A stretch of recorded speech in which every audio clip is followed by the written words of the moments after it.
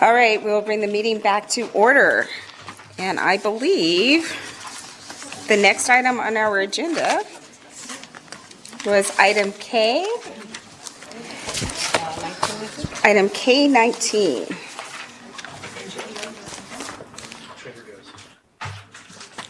And we have the Office of the Governor's COVID Relief Programs. Do we have, there she is. Okay. Good afternoon. Good afternoon, Madam Chair. I know we're pushing it on time. No, Thank you for your patience. Thank you so much for having us today. I'm Alexis Hill, and I'm the chair of the Washoe County Commission. And with me today, I'll have the staff introduce themselves as well. Hi, Eric Brown, Washoe County Manager. Ryan Gustafson, Washoe County Human Services Agency. Good afternoon. I'm Dave Solero, Assistant County Manager for Washoe County. I'll just do a quick introduction, and we're so excited to take your questions. Thank you for having us again. When Washoe County found out that the West Hills facility was closing in 2021, our incredible staff sitting with me came to the Board of County Commissioners to purchase the facility because we saw the need and opportunity for the county to be a leader in behavioral health. As you know, the county support our most vulnerable populations, our jail inmates, our foster children, our sex-trafficked youth, and our homeless population. And they are just not getting the mental health care and behavioral health care that they need. The board approved the funding to purchase the facility almost 2 years after it was closed in August 23 and promised the community that we would have the facility opened ASAP because of the extreme need. We are now estimating that the facility can be open in June of 26, and that date just truly cannot come soon enough. This facility will meet so many needs in our community, and I want to thank you for your consideration and hopeful partnership in this new endeavor by Washoe County. We also want to thank the governor for recommending this item before you today, and I'll let the staff add any additional details and answer any questions you may have. Thank you. So for the record, Thank you. Eric Brown, Washoe County Manager. So as the chair has shared with you, this is a vitally important project for Washoe County. We have a very, very serious shortage of mental health services capacity, particularly for pediatric and juvenile mental health cases. The ability to move forward with this project gives us the ability to address those key long-standing needs and also to work with our own social service agencies as well as others in the community to make sure that the best and highest use of this facility can be achieved. I'll pass it on to Ryan Gustafson, who runs our Human Services Agency. Thank you, Manager. For the record, Ryan Gustafson, Washoe County Human Services Agency. Really just one primary thing to add. We've seen a lot of behavioral health sort of service array holds, in particular since COVID, and one statistic in particular that I think is notable that has impacted our community is we've lost about 53% of our foster care beds since COVID, and we've not been able to get that trend line to start moving upward. We onboard every month, but we have as many exits as we have onboarding, and we've done some town hall meetings with the foster community to explore why that is. And one of the primary reasons for that is uncertainty around how these children would be served in the face of a mental or behavioral health crisis when the community does not have the resources that it once did.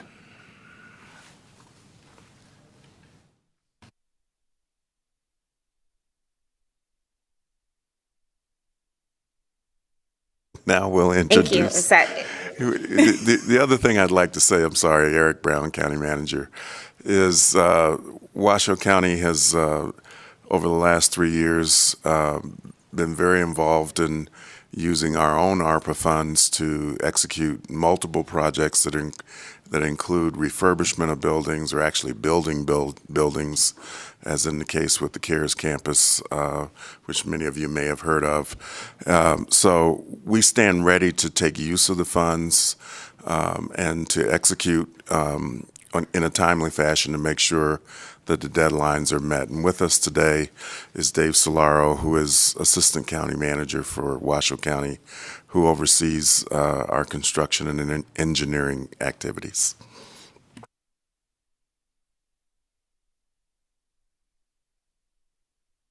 With that, we'll take any questions. Thank you. Thank you for the presentation. We do have a few questions. I know that you guys are on a kind of a tight time, so we won't take up a whole bunch of time, but we do have a few questions, and I will turn it over to Assemblywoman Garlow. Thank you very much, Madam Chair, and thank you for being here. This project sounds very exciting. Hopefully the chair will indulge me. I actually have 3 questions. One, and I was looking through my backup documents, and I didn't see anything, and maybe I just missed it. But out of curiosity, why did West Hills Behavioral Health close to start with? For the record, County Manager Eric Brown, the parent company, which is UHS, same company that owns Northern Nevada Medical Centers, simply made what they have shared with us is they made a decision that the age of the building and the aesthetics of the building just got to a point where it was not a fit with the kinds of facilities they wanted to see their practitioners operate in. I would point out to you that the money we're asking you for will go to refurbish the building. I think that's a clear indicator that the owner of the building at the time, UHS, wasn't willing to put that kind of money into the building to bring it up to the quality standards to provide services. So that was the primary reason. They have kind of redeployed their resources in other facilities around the region. Thank you very much. And that kind of leads me into my next question then. So can you confirm that you that $14.5 million will actually be sufficient to make those renovations? I'm sorry, I can't, for the record, Eric Brown, County Manager. I can confirm that. Once again, we have a very sharp team of folks who have become very adept at helping us evaluate and analyze the cost of refurbishing and building new facilities. Thank you. And Chair, if I could have one more. Thank you. I promise I'll be done. So I also noticed there's a $1 million budgeted for a contingency. If that's not needed, will that revert back to the state, or what happens with that money? For the record, Dave Solaro, Assistant County Manager. We appreciate that there is a $1 million contingency associated with this. As with any construction project, a contingency amount is necessary, especially when we're talking about refurbishing an existing building. There are things that are in place behind the walls that we don't necessarily know about. While we've done a great job of understanding what's necessary in the facility, until we actually get in and start taking some of those systems apart, we won't know for sure. We have a couple of stopgaps through this process. So we are currently building the Northern Nevada Public Health TB clinic. We are designing that right now. It is going to go on the same piece of property. It is being done by a construction manager at risk. We have set the contracts up in such a way that we can also add this facility into that project. And the nice part about that is, as we are going through the renovation drawings, the contractor will be there to help us to the point where we will understand what is necessary to utilize that contingency on, if there is a need for that. At the same time, we are going to plan to have either additive or deductive change orders, or not change orders, additive or deductive, bear with me one moment, alternates, and they will be structured in such a way that as we get further through the process, we will be able to execute on those alternates to either increase the needs that are associated with the facility and be able to provide this project 100% with the funds provided. I hope that answers your question. Yes, it does. Thank you very much, and I appreciate you being here. And thank you, Madam Chair. Thank you. Assemblyman O'Neill? Thank you, Chair. Quick question. Once the facility's open, running, are you also going to give assistance to your neighboring counties, Carson, Story, Lyon? Will there be any assistance for them too? West Hills always did take care of everybody, but they were a private operation. I understand that. Yeah, for the record, County Manager Eric Brown, yes, it is our intent to serve northern Nevada counties beyond Washoe County. And when you say intent, you're committed to that. And I just want to get that on the record, please. Yes, we are committed to that. Thank you. Thank you, Chair, for the time. I appreciate it. Thank you. Senator Titus? Thank you, Madam Chair. So thank you for being here. I'm very aware of West Hills and the history of West Hills as a not as a med student, and as a resident. I used to moonlight over there doing physicals for intake on some of the patients there. I know that it's very conveniently located close to the Washoe County Health Department, and so that's a good thing. And I know this is a capital improvement request, but once, and are you going to restore it to the 92 beds that it was originally? Well, we're still in the process of determining the specific bed count, but we do anticipate it'll be in that range, yes. And about a third of those will be for pediatric or youth services. Right, thank you for that, because that's where I was going with my next question is, how are you going to proportionally, in your mind, break that down so we're potentially having 30 beds for adolescents, because you can't house them obviously in the same, and I know the makeup of the walls and how the facility was set. I also personally know of a suicide that occurred there, difficulty in observation of some of these patients, and just wondering what the makeup was going and what you anticipated as the outcome. And again, I know it's capital improvement, but it's all well and good to have a beautiful looking building, but if you can't staff it and you can't man it, you're going to fall into the same problem that the previous owners did of keeping it even open. And so I just want to know how much of this plan has gone out. I see from the notes that we have that you're going to do a subcontract with some other, so fully operational by September, about the bed count of 90 to 95, and that you're going to look at a day-to-day operations of facility and you're subcontracting that out. So I'm wondering, what you have in mind with that, because I really worry that, yes, it takes a while to get built, but if you don't have people there, it's not like you'll build it and they will come. The patients would come, but again, our hospitals might have a 20-bed capacity in rural Nevada, but if we only have 2 staff members, technically we're full at 2 people. So I just want to know where that planning is and that process to make sure if we authorize this, that next step of actually manning it has already been really thought out. Ryan Gustafson, for the record, Washoe County Human Services Agency. Thank you for that question. Yes, I everything that you said, I think, has been a lot of the conversations that we've had. We've really tried to vet out not just how to maximize the structure of that facility. I had the opportunity to work there some 24 years ago as well. So it is uniquely designed in that you can have some mix of populations there that would not necessarily even know that another population is there. And I think that's one of the advantages of the way that building is set up. With that said, the building certainly is in need of some modifications to get some state-of-the-art anti-ligature equipment in place, and a lot of other things that would mitigate any potential events that you or others may have witnessed while they had worked there, because it's set up as an acute hospital. I think what we're looking at is having it as a now as a multifunctional facility that, yes, absolutely is well staffed. I mean, the staffing is more important than the structure of the facility for folks who have worked in residential. I think we all recognize that. As Manager Brown said, I do think a significant portion of that building will be dedicated towards adolescents and pediatrics. When they closed, we lost every one of our pediatric acute beds in Washoe County, which is very, very difficult to manage. So they either wind up in a level that's too low, or they wind up in an emergency room, which is too high of a level. So it's created a really difficult situation. And the adolescent beds are very limited as well. So we would like to have a pediatric and an adolescent program, along with some ability to do assessments, evaluations expeditiously.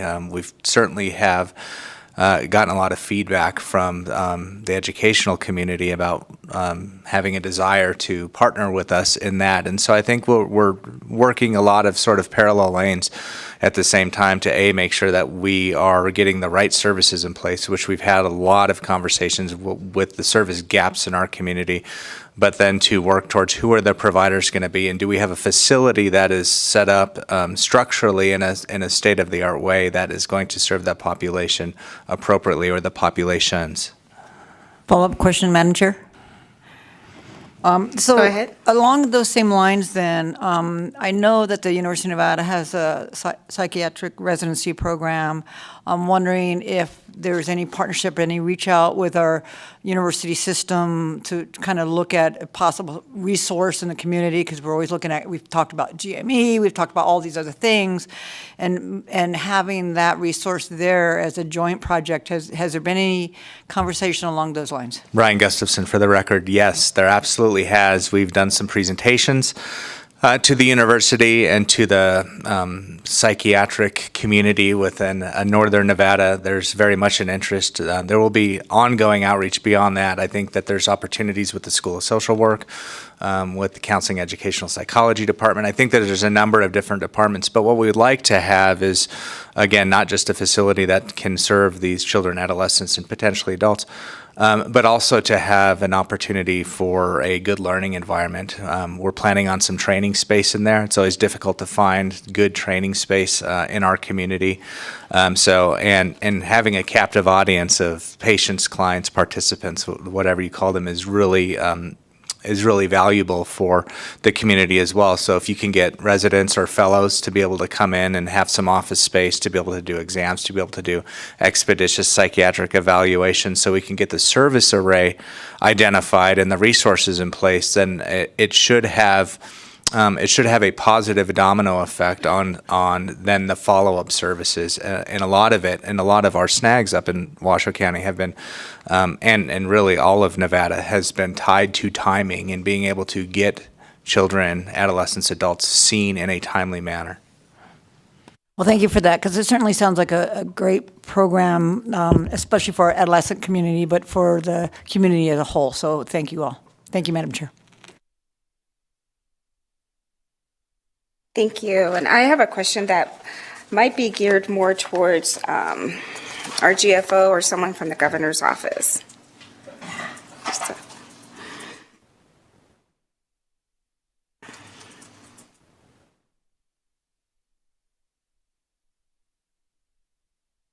Hi again. Question for you. Could you help us understand, if we approve this request, what are the additional steps that are required of Washoe County and your office for this funding to meet the federal obligation requirements of the ARPA coronavirus state fiscal recovery funds by the deadline, which is December 31st of this year? Thank you, Madam Chair. For the record, my name is Amy Stevenson. I serve as the Director for the Governor's Finance Office. There is no additional requirement that needs to be made. We're currently, if this is approved, we'll go into a sub-award with them, which will immediately obligate the funds. But there wouldn't be anything to prevent this body from asking for regular updates from the county, so we know the progress as this project is coming along, correct? Correct. Thank you. All right, members, any other questions? Not seeing any here. Are there any in Carson City? Any other comments or questions? One comment, please, Madam Chair. Go ahead. Very anxious to see this get approved, anxious to see your progress, and thank you for bringing it forward and having some novel thinking on this crisis that we have and some solutions. So thank you very much.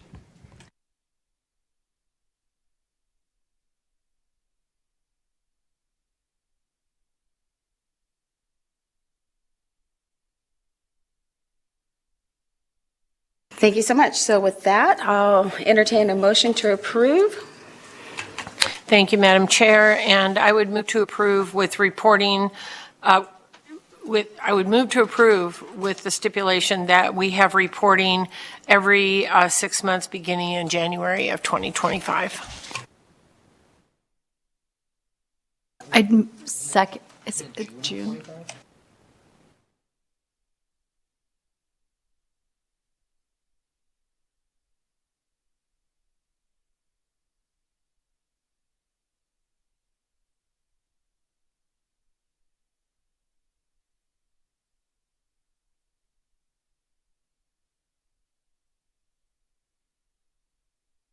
Madam Chair, I'll just clarify that it'll be January 2025 to June 2025, and then there will be another reporting period after that.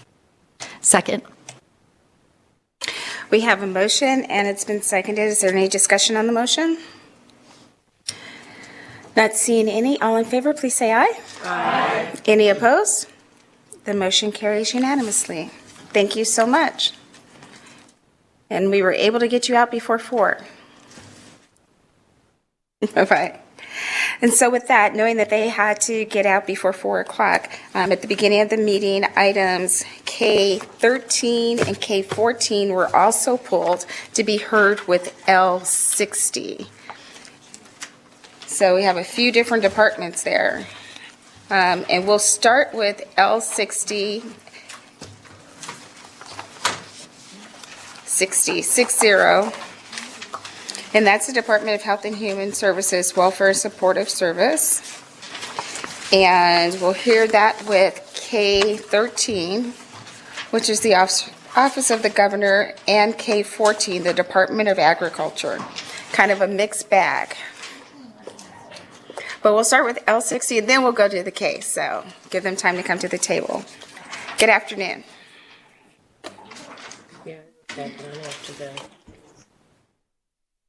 Good afternoon. Good afternoon, Madam Chair and Committee. I'm Robert Thompson, the Administrator of the Division of Welfare and Supportive Services. We are here today presenting a work program for a new SNAP, also known as food stamp program, known as Summer EBT. And I'm going to introduce Kelly Cantrell, Deputy Administrator, who is our subject matter expert on this program, to present.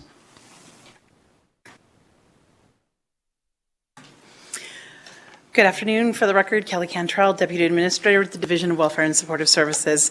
Summer EBT, as Administrator Thompson said, is a new program that was introduced in the 2023 Consolidated Appropriations Act, and it made summer EBT benefits available beginning in summer of 2024.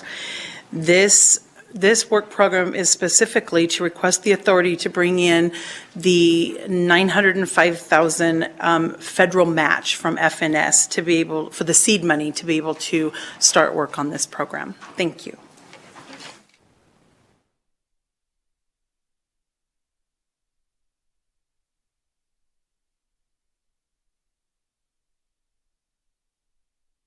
I know that we do have a few questions, and we're going to start with Assemblywoman Brown-May. Thank you, Chair. Thank you, Ms. Cantrell. I appreciate you being here. Thank you for being here in the presentation. We talked a little bit about this earlier this week in Interim Health and Human Services. I think it's really important that we spend a little bit of time here understanding exactly what we're talking about. So my first question is, can you provide an overview of what the Summer EBT program is, including the timeline for the implementation of the program? And then what one-time costs are you looking at incurring? Kelly Cantrell, for the record. Yes, ma'am. So the overview is, during the summer months prior to the school being out, eligible children could receive up to will receive $40 per month for the 3 months of summer, which would be a total of $120 per child in each household for the 3 months. And this year they're allowing us, because the interim final rule was not put out until December 29th of this past year. So this year they're allowing us to issue benefits in September of 2024. However, next year in 25, we will have to have benefits issued in May, or because I know it's different from north to south, we will have to have benefits issued to the families prior to the school year ending.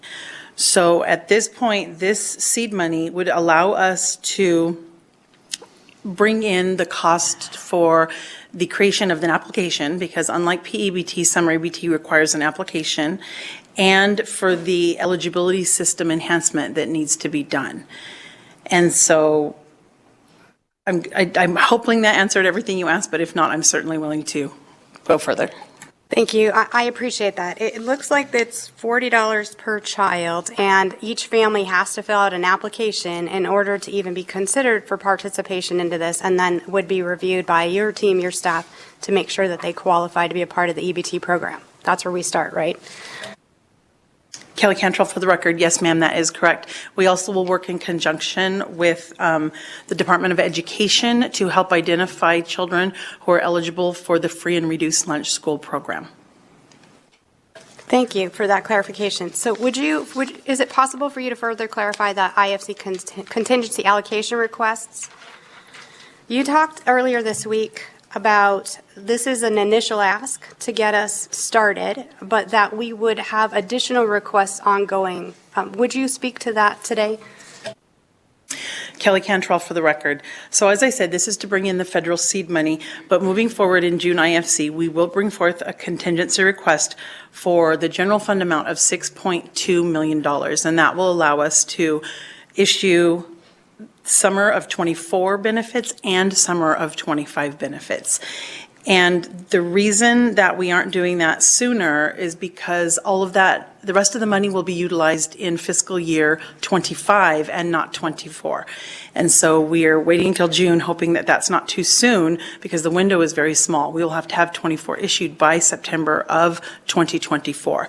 So it's crunch time. We're going to have to get this done. And so seed money today will get the system built, and then the remaining funds of 6.2 million, just over 6.2, would allow us to continue with the rest of the requirements. Thank you. Chair, one more question if you don't mind. Thank you. Just to talk about this, let's get it out on the record. What happens if this request to establish a new program, it's going to require significant ongoing state funding.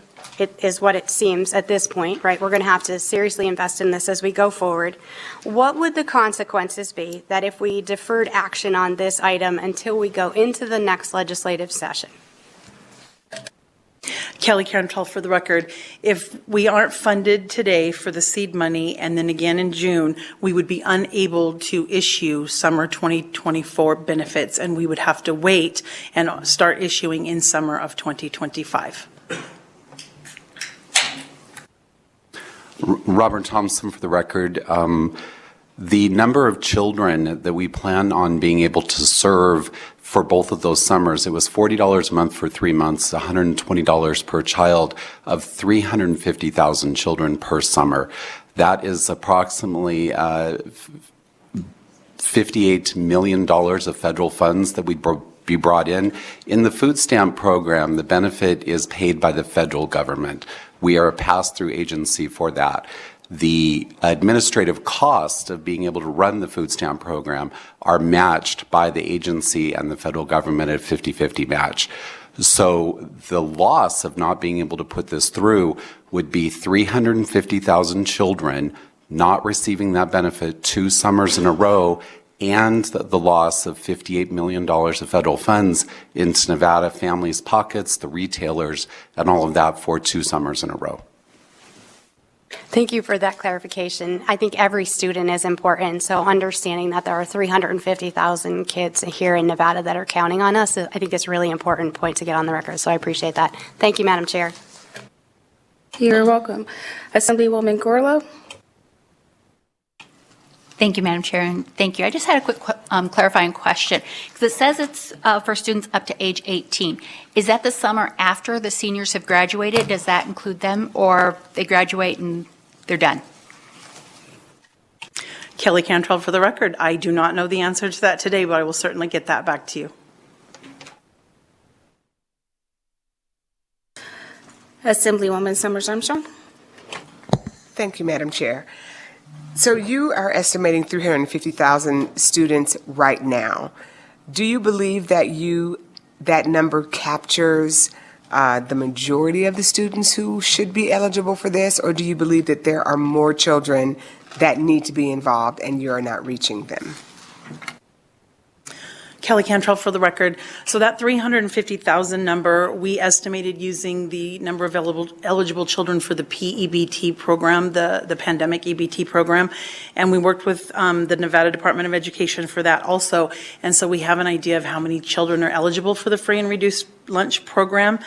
And so they either have to be eligible, they have to apply. So if someone hasn't gone out to get free or reduced lunch program, they can still apply for this benefit. It would just have to be done right through the application process. I'm never going to sit and say that I think every child that we could get is on the program, but this is just starting, and we plan to do, if approved, a pretty robust outreach, media posts, social media, stuff like that, to get the word out to parents and families. Thank you. That was going to be my follow-up question. Nothing works if we don't reach the people that need to know about it. So I'm going to guess that you're going to have some language access. You're going to try to find people where they are. Does the amount of money that you're asking for include your marketing plan?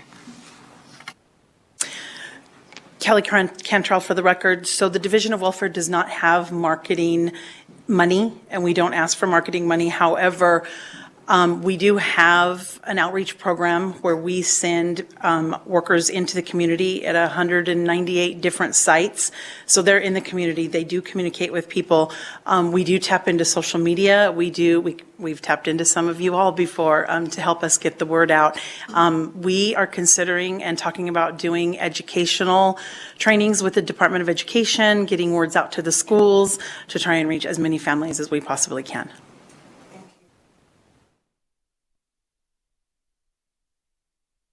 Assemblywoman Heidegge.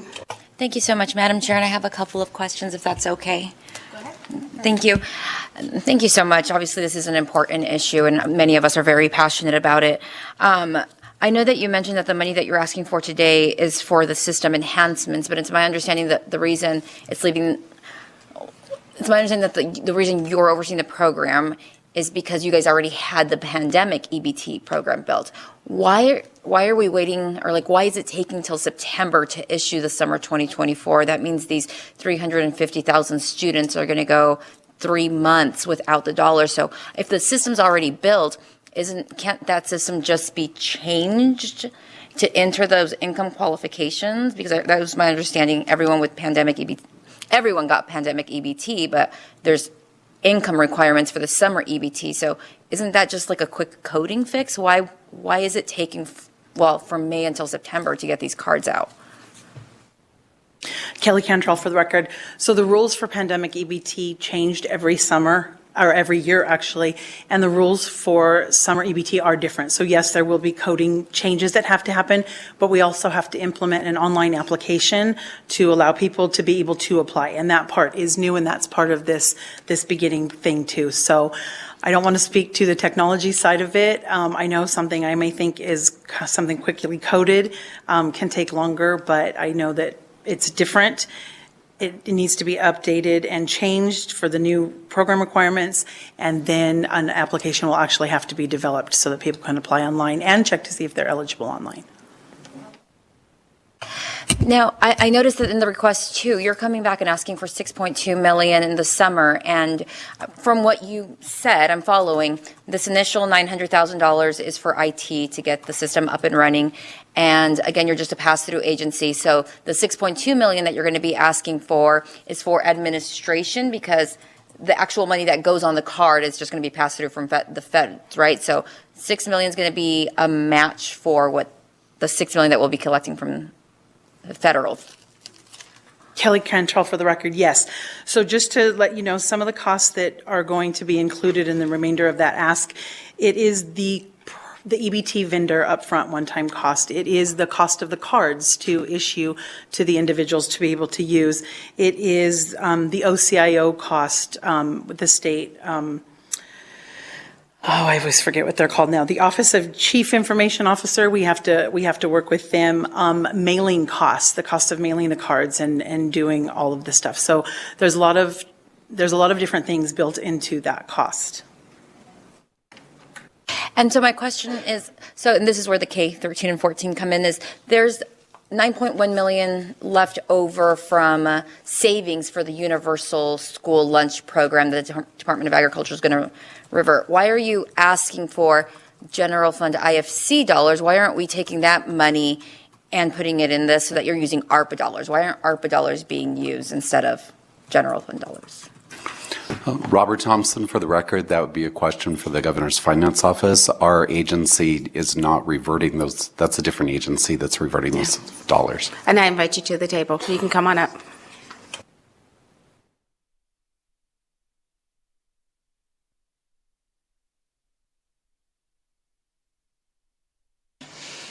Thank you for the question. Through you, Madam Chair, to Assemblywoman Hodegay. This is Amy Stevenson, Director of Governor's Finance Office. To answer your question, so the ARPA fund dollars were, because this is a one-time new program, one-time setup, and it has extensive ongoing state resources that need to be allocated to it to get it going. It was not considered as part of the reallocation when the governor ranked through those projects. He is centering a lot to children's mental health and a lot of other mental health initiatives. So it went back in the pot, but it's going.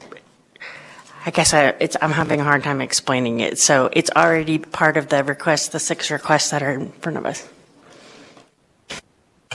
Before you ask that, I have a question. But would those dollars that are back in the pot have been an eligible use for the program that they're requesting now? Instead of us having to take money from the general fund, we could have used those ARPA dollars for this program.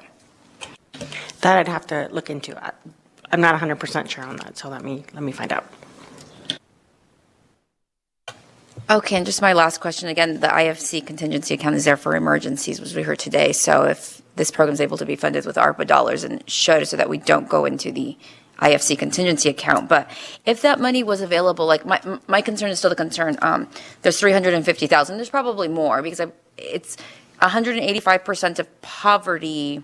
You have to be at or below, which is 33,000 per family to qualify for this. Correct? 33,000. Robert Thompson, for the record, the food stamp program is 130% of poverty. I do not know the exact dollar amounts. We could get that table. Do you? It's 100. Okay, I apologize. I believe we had read it was 185%. But if you guys had more money up front, go ahead. Robert Thompson, for the record, to clarify, the food stamp program is 130% of poverty. The summer EBT program is 185% of poverty. There are additional people eligible for the summer EBT program that are not eligible for the food stamp, what I'll call the normal food stamp program. Okay, and that since it's higher, was that set by your department, or is that a federal limit, the 185%? Kelly Cantrell, for the record, that was set by the federal government. Okay, and my last question is, if you did have some upfront money, if we were able to send some of the ARPA dollars your way that are being reverted, would you be able to get this program online faster? Robert Thompson, for the record, the funding that we're asking for today is from the federal government. The $905,000 is federal dollars coming in from Food and Nutrition Services that we are matching with our contract savings. The next IFC, when we come forward in June, we'll be requesting the $6.2 million. And if it is general fund, contingency fund, or if it is determined that ARPA fund could be used, the timeframes would not change for us. We still have to build the application system and put those processes in place after we come in June. So it would not speed it up one way or the other, and it would not have an impact to the agency on where that match comes from. Okay, and my question was simply, I'm just trying to figure out how you guys got to that timeline. If you're getting the dollars today to start building the system, but the system won't be ready, you won't be able to issue the cards until September. How did you guys come up with that timeline? Did you guys put an RFP out? Did you guys get a timeline from someone who's building the system? I just don't understand why it's taking like 6 months to build out a system. Go ahead. Kelly Cantrell for the record. We did not put an RFP out. We're actually doing a contract extension with the vendor that did PEBT for us. I haven't researched, to be honest with you, the timeline and how it works and how long it's going to take to build the system or the application. I can research that information and see if there was any way we could do it any quicker than that, and have to get back to you. Thank you for the line of questioning, Madam Chair. I'm supportive of the agenda item. I'm just trying to figure out how do we build this out faster so that the people who have the need get those cards before once they get into school. If they qualify for free and reduced lunch, those meals are going to be there. They need those meals during the summer, and I'd like to get them those meals during the summer when the need is there. Thank you, Madam Chair.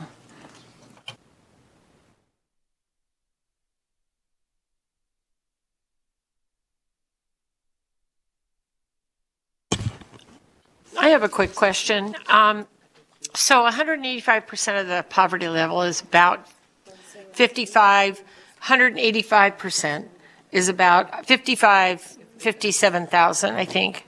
So with that being said, is your 350,000 children is that a firm number? Because we're talking about not just school kids, right?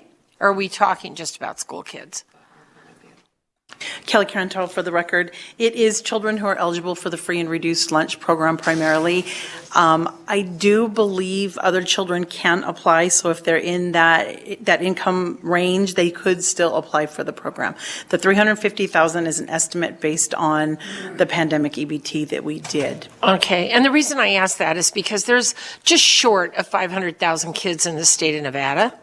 And so I'm just trying to do a little bit of logistics, quick math, whatever you want to call it in my mind, because that would assume then 350,000 of those 500,000, let's just say, students in Nevada are eligible for free and reduced lunch. And we know that we went from a lot of free and reduced lunch to backing that up. In other words, they didn't cover everybody, and then they covered everybody again.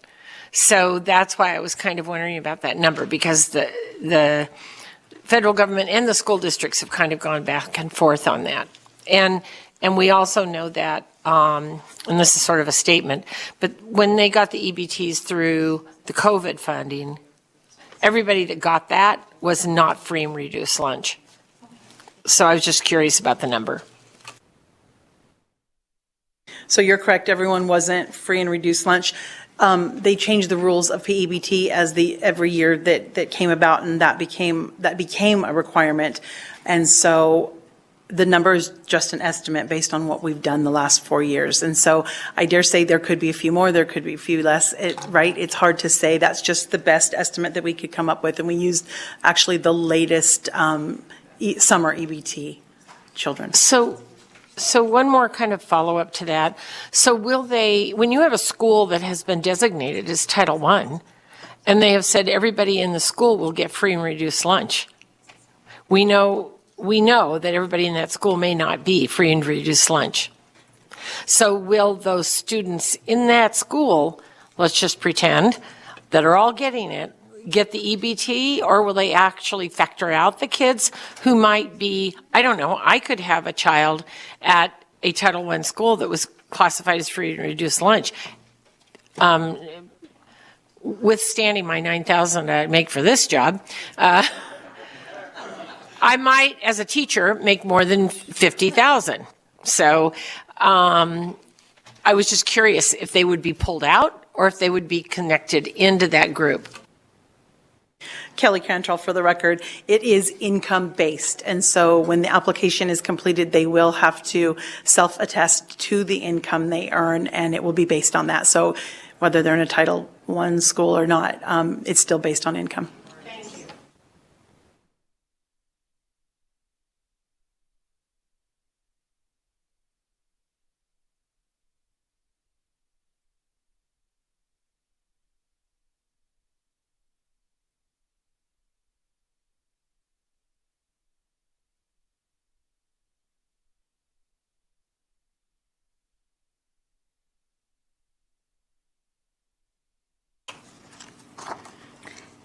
So I think you can hear the frustration that we're going through.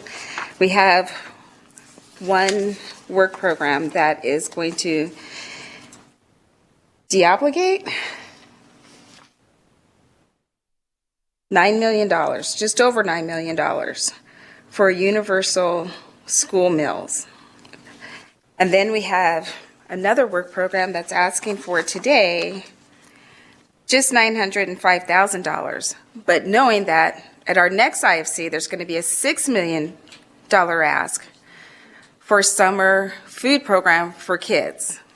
So it's frustrating to know that there are federal dollars, and I believe that in looking some research we've been doing that we could use the $9 million to pay for the 6 and not have it come out of general fund, IFC contingency, what have you, and still have a little money left over by doing it that way. I failed to understand why that wasn't the option that was brought to this body, to use dollars that we know we have to get rid of before the end of the year, for money to feed children. At the end of the day, that's what it is, money to feed children. And yes, the money's gone back in, and the governor, whoever's making the decision of where that money is going to go, it was money to feed children. So why are we not using that money for this new program? That's the frustration. I don't want to not approve this part of it because I don't want to hold you up, but I also am conflicted with approving it, knowing that we'd be taking money either out of the general fund to pay for a food program for our kids who need it, or money out of our IFC contingency account, which is an emergency account, and this is not an emergency because we have the money from opera dollars that we could pay for it. Can someone please explain to me how this makes sense doing it this way and not using those federal dollars that we have here that we're going to deobligate to feed kids, not to use that money to feed kids for this program? It's just not making sense to me.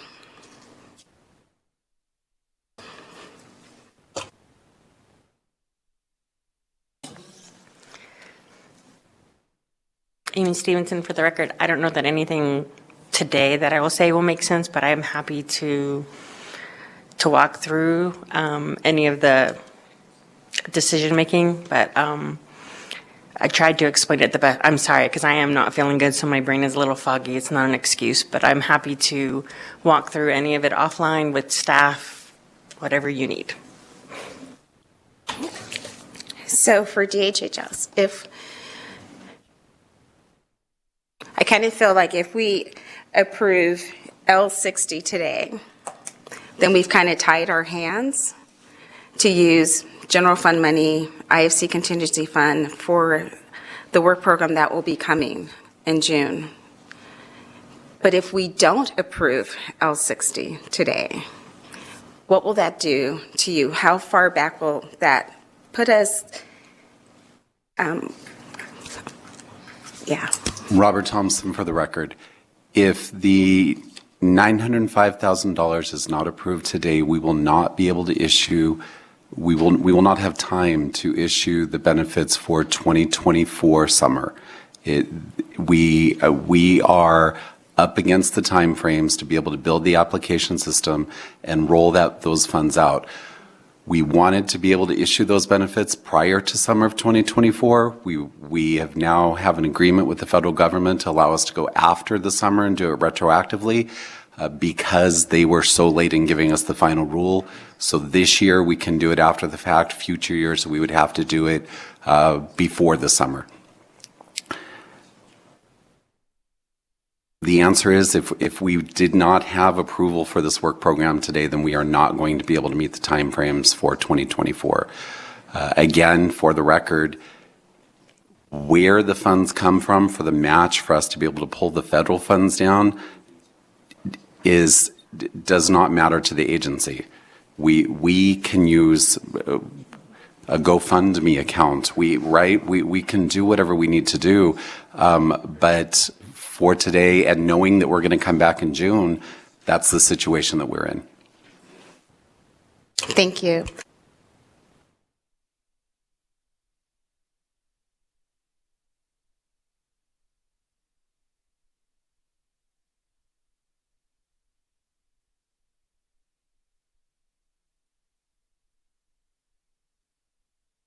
We're going to stand at ease for just one moment.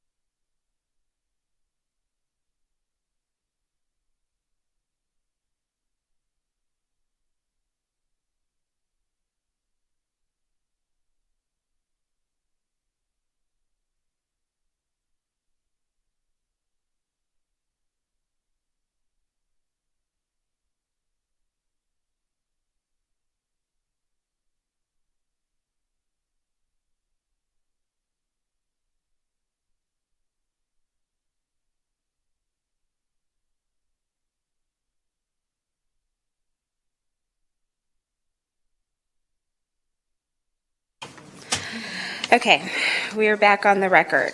I think we've gotten to a place where I feel a little bit better, because this one is frustrating. Speaker Yeager. Okay, thank you, Madam Chair. I share that frustration, and let me just explain why.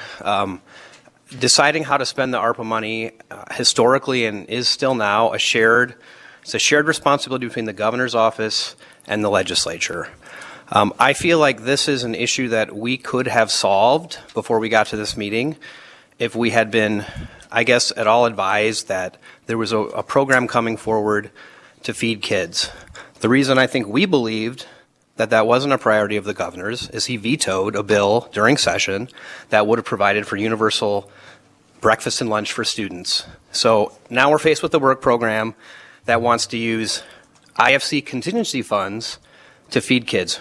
Great program, but the concern we have is if we're talking $6 million out of the IFC contingency fund, that takes us down to $11 million balance, and that's not a good place for anybody to be.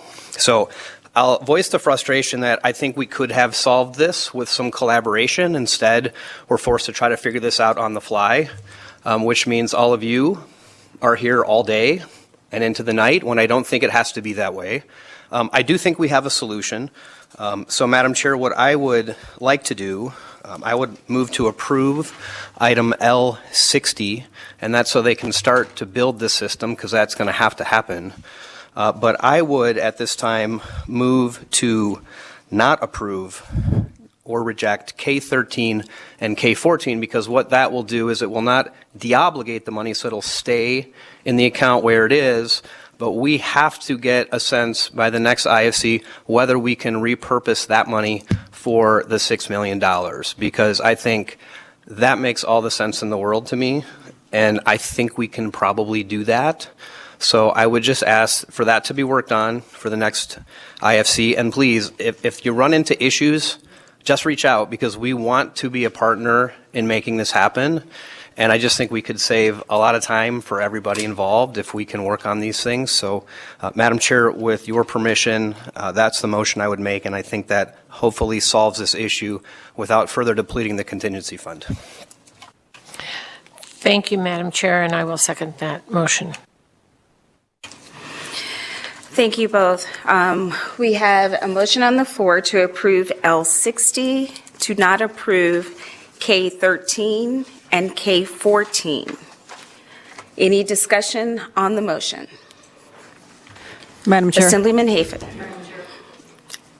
We'll go to Assemblyman Hafen, and then we'll go up to you, Senator Titus. Thank you, Madam Chair. My notes might be wrong, but I don't see that we pulled K13 and K14. We did? We pulled them at the beginning of the meeting. We did, and said that they would be heard with L60. Okay. I just needed clarification on that. Thank you. You're welcome. Senator Titus.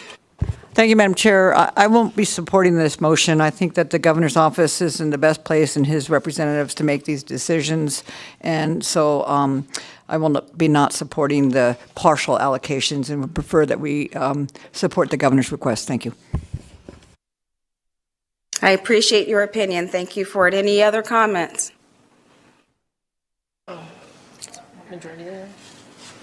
Majority Leader. Thank you, Madam Chair. And I just wanted to clarify, the only piece that's before this committee today, before IFC, is the allocation in L60 for the, now the numbers escaping my mind, but it is for the partial that we've been talking about in terms of match dollars for the system upgrades.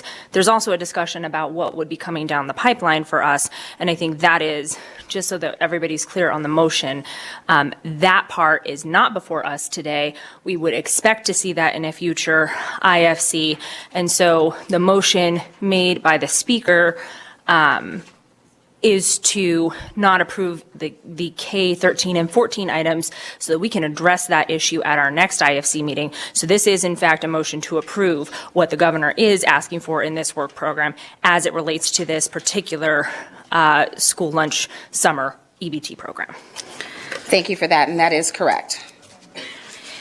Any other comments? Madam Seeing Chair, none. With that clarification, I'll be supporting the motion. Thank you. Thank you. With that, all in favor of the motion to approve L60 to make sure that DHHS has the funds that they need to get the summer EBT program started, and not approve K13 and K14 for the deobligation of the $9,160,464, and that money remaining in the Department of Agriculture's fund, and that would come back to our next IFC meeting where we will address the second part of what that ask will be, and we won't know that totally until then, but we will have the ARPA fundings to pay for it at that point. So, all in favor, please say aye. Aye. Any opposed? The motion carries unanimously. Thank you.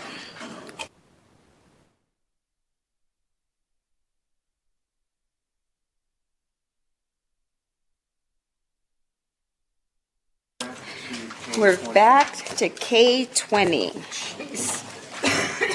And members, for those of you that are following along, that's going to be page 8 of your notes.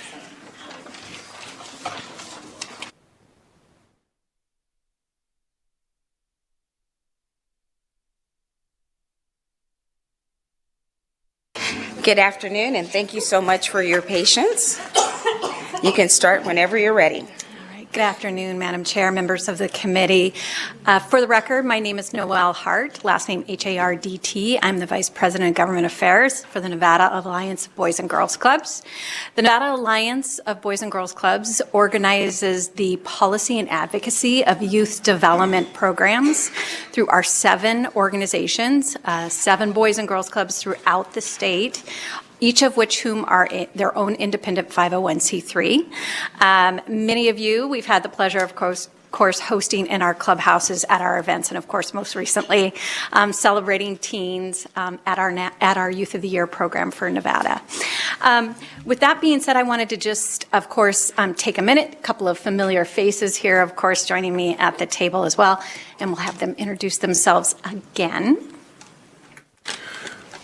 Madam Chair, Madam Vice Chair, my name is Mike Worm. I'm the CEO for the Boys and Girls Club of Truckee Meadows in Reno, Nevada.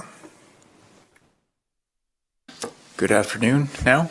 I am Andy Bischel, BISCHEL, President and CEO, Boys and Girls Club, Southern Nevada.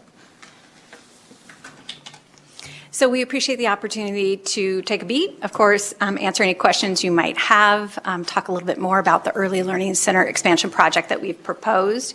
We were excited to, of course, work with the governor and many members of the committee here on what that expansion effort would look like. And just to, as a bit of background, just to let you know, so Boys and Girls Clubs does have a 60-year history here in Nevada. You may know that our roots are, of course, in after-school programs serving youth 6 to 18. About 17 years ago, we did venture into serving younger youth, 0 to 5. And with that, that was really our intent to serve an entire family so that they could have their younger children in licensed childcare within the same youth development professional ideals of Boys and Girls Clubs geared towards younger ages. And then as well, their older youth could attend our clubhouse programs. And so what we've seen is, of course, great retention and serving those families and supporting hardworking families throughout Nevada. So we are in 30 communities, 78 clubhouses, including our early learning centers. And what we noted in really the pandemic, as well as immediately thereafter, is that our business unit around the 0 to 5 population was our fastest growing business unit. So much so that really we were responding to community need as fast and furious as we could. Our 7 CEOs gathered last October to address this. How do we, of course, respond to this need that we're seeing of families returning to work, but also the amplified growth of Nevada's economy and the industrial complexes of which a lot of our clubhouses are located near or in. So we wanted to address that very thoughtfully. So we put together the proposal in front of you today with 14 projects. 10 of which are new sites, and then a couple of the projects are expansions. So we do have the capacity at several of our sites to expand rooms, and so that's essentially what we're looking at doing. So with that, we do have all 7 CEOs represented here as well and in Carson City. So they're happy to answer questions about specific projects or the impact or the communities that they serve. Might be a little bit of musical chairs, which we're happy to do, but we will have, of course, entertain any questions you might have around the projects. Thank you so much. Thank you so much for the presentation, and we do have a few questions.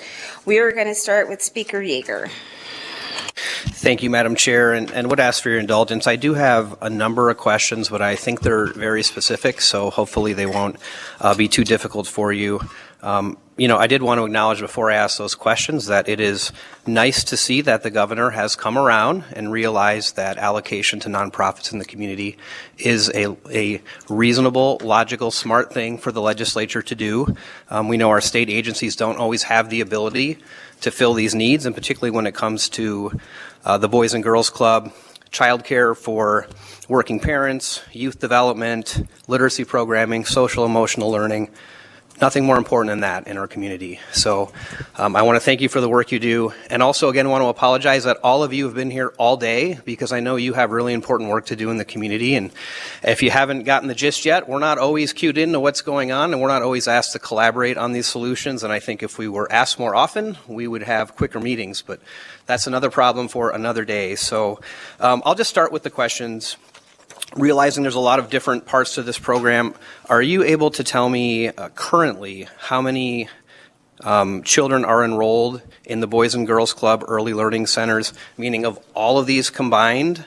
And is there a wait list currently, and do we know what that number is on the wait list?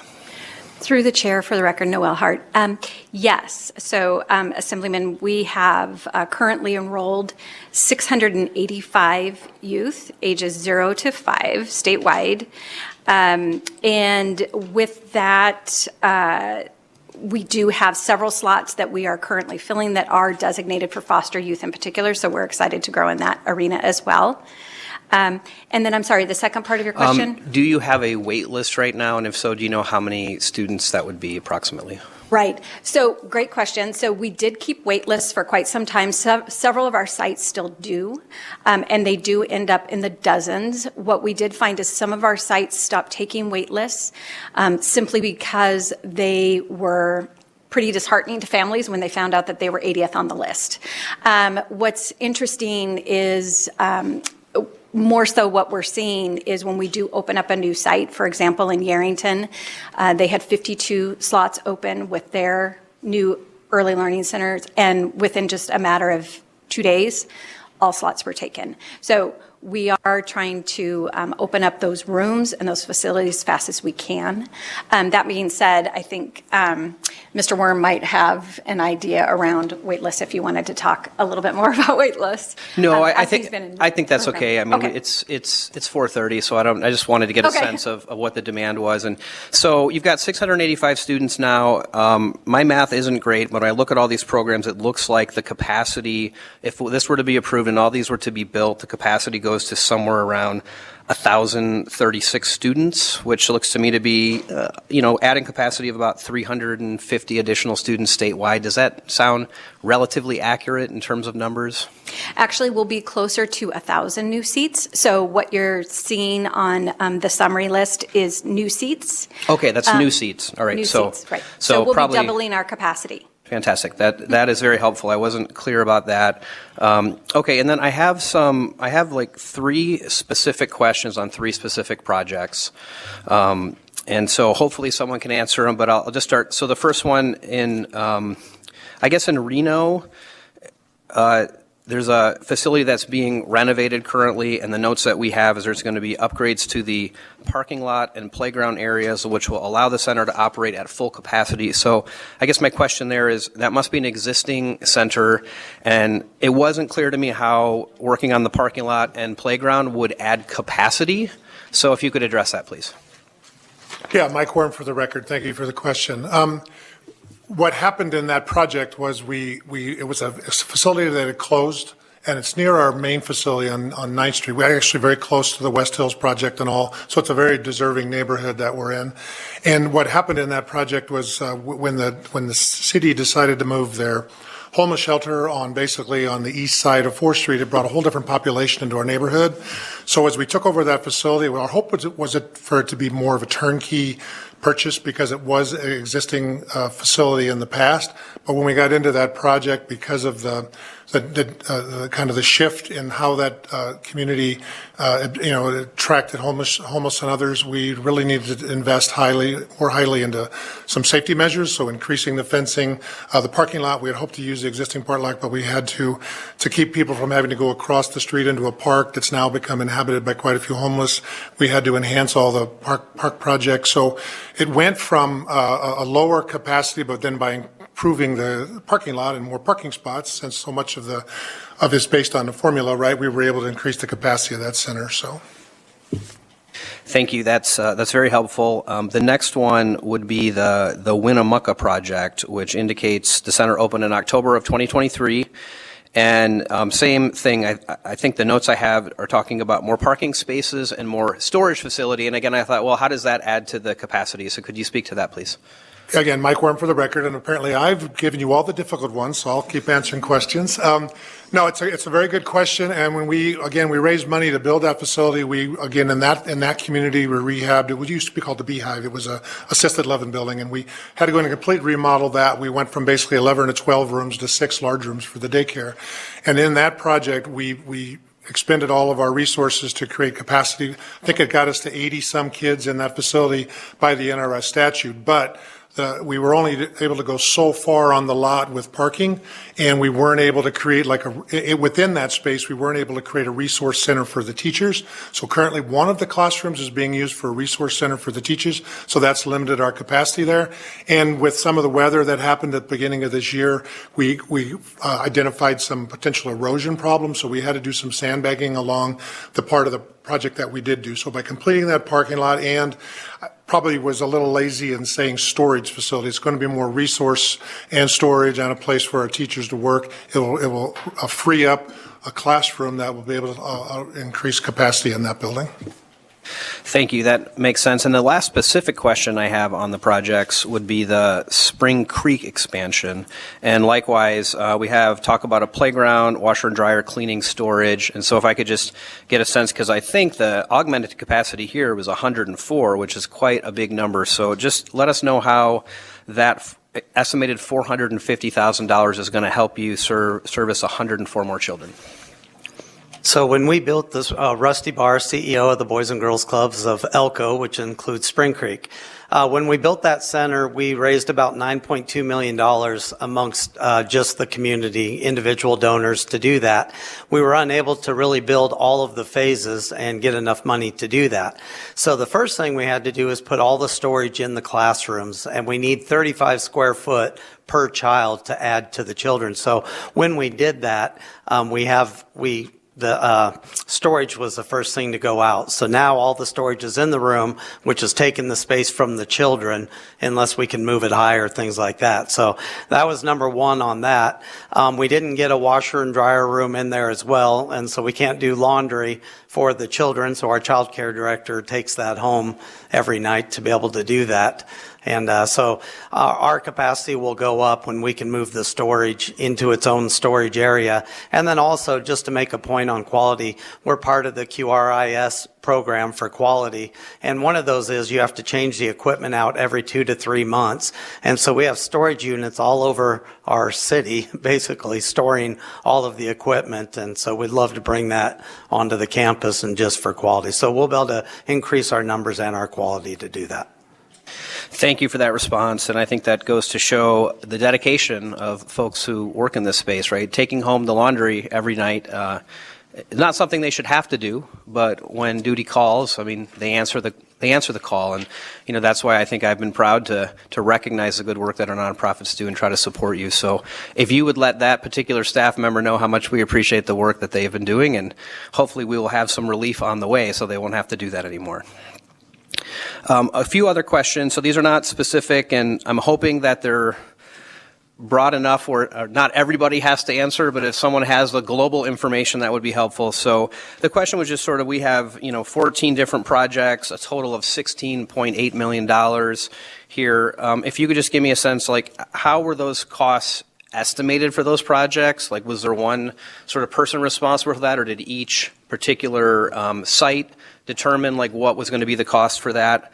And then along with that, just to make sure that that $16.8 million is going to be, we believe that's going to be adequate to be able to actually complete the upgrades or renovations or new builds for these particular projects. Again, Mike Worm for the record, and if anybody wants to add to this, please do. But yes, each of the individual organizations were responsible for generating their costs for their project. And as you can tell from the proposal, the projects are very varied, and the communities are very different, rural, suburban, and all that. So it did require each local organization to do the estimates on their costs. Thank you for that response, and thank you for the latitude, Madam Chair. I think I just have a couple more. So I was going to ask about the timeline to have the 14 projects completed, but I'm going to make an assumption that probably the timeline's different for each one of them, based on, what needs to be done. I guess maybe the question that I really have is, and I don't know who would know the answer to this, but like, which one is going to take the longest? So what do we think the last one is going to be to finish so that we're actually going to reach the additional 1,000 capacity? I mean, I could go based on the budget numbers, but I don't know if I'm assuming the projects are all very unique. They are unique, and for the record, Andy Bishel, they are unique. Probably the Southern Nevada project will take, because it's a ground-up build. We are putting this licensed childcare in conjunction with the Shaquille O'Neal Club, Boys and Girls Club, in combination with communities and schools that we're building at East Lake Mead and Lamb Boulevard. It's a parcel that CCSD transferred to the county. County's in the process of transferring to the Shaquille O'Neal Foundation. We're in conceptual design phase to build the club and communities and schools facility together. And then within that construction project, the licensed childcare piece would go in there also. So I would say ours will probably take the longest, because of the potential construction delays you can face in the South, but also any county permitting, all those different things that we can run into. Great, and I hesitate to ask you this because I don't want to hold you to it, but any idea, I mean, we talking 1 year, 2 year, 3 years, any estimate on how long we think that one will take? Yeah, well, again, we're in conceptual design now. County's in process of transferring the land over, so we hope to have everything in place by the end of '24, construction in '25, and have it spent in time. Great, thank you. And I think one of the last questions I have, and again, it's a tough question to ask because I think the answer might be different for all of the projects, and I certainly don't want to make everyone answer the question, but I took it from reading the backup documentation that some of the costs that are being asked to be funded through this request have already been incurred and paid through unrestricted reserve accounts from some of the different clubs. Do we have any sense of, one, is that the case, and any sense of like what percentage of the 17 million is essentially going to be reimbursing costs that have already been expended? And I'm not saying that's not a useful reason to do it, just kind of curious how much of this is really going to looking forward versus reimbursing what's already been spent and incurred. Well, Mike Warren for the record, and that would require probably each person to chime in, but I can chime in for the El Rancho project that's in Reno, that's on and I think it's around 1.5 that's on the request, and about $1 million of that would be to replenish reserves. As we got into the project and we were having to make these decisions, we just kept moving forward, but that would be in that one particular project.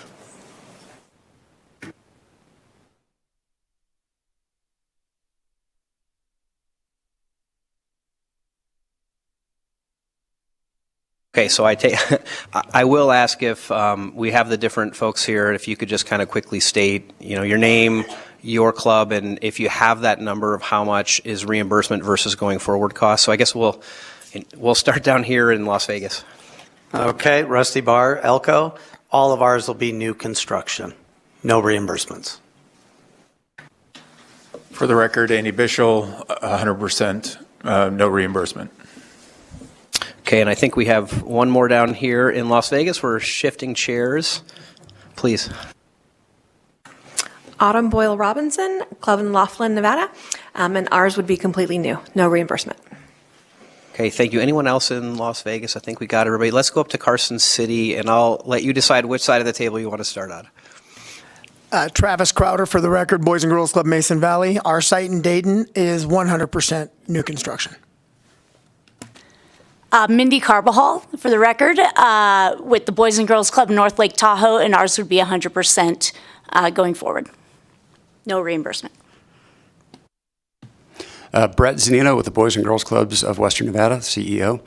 A very small portion of ours will be reimbursed. That's with permitting, architectural fees, stuff like that, but it's well under like $50,000. But the rest of it's all new construction.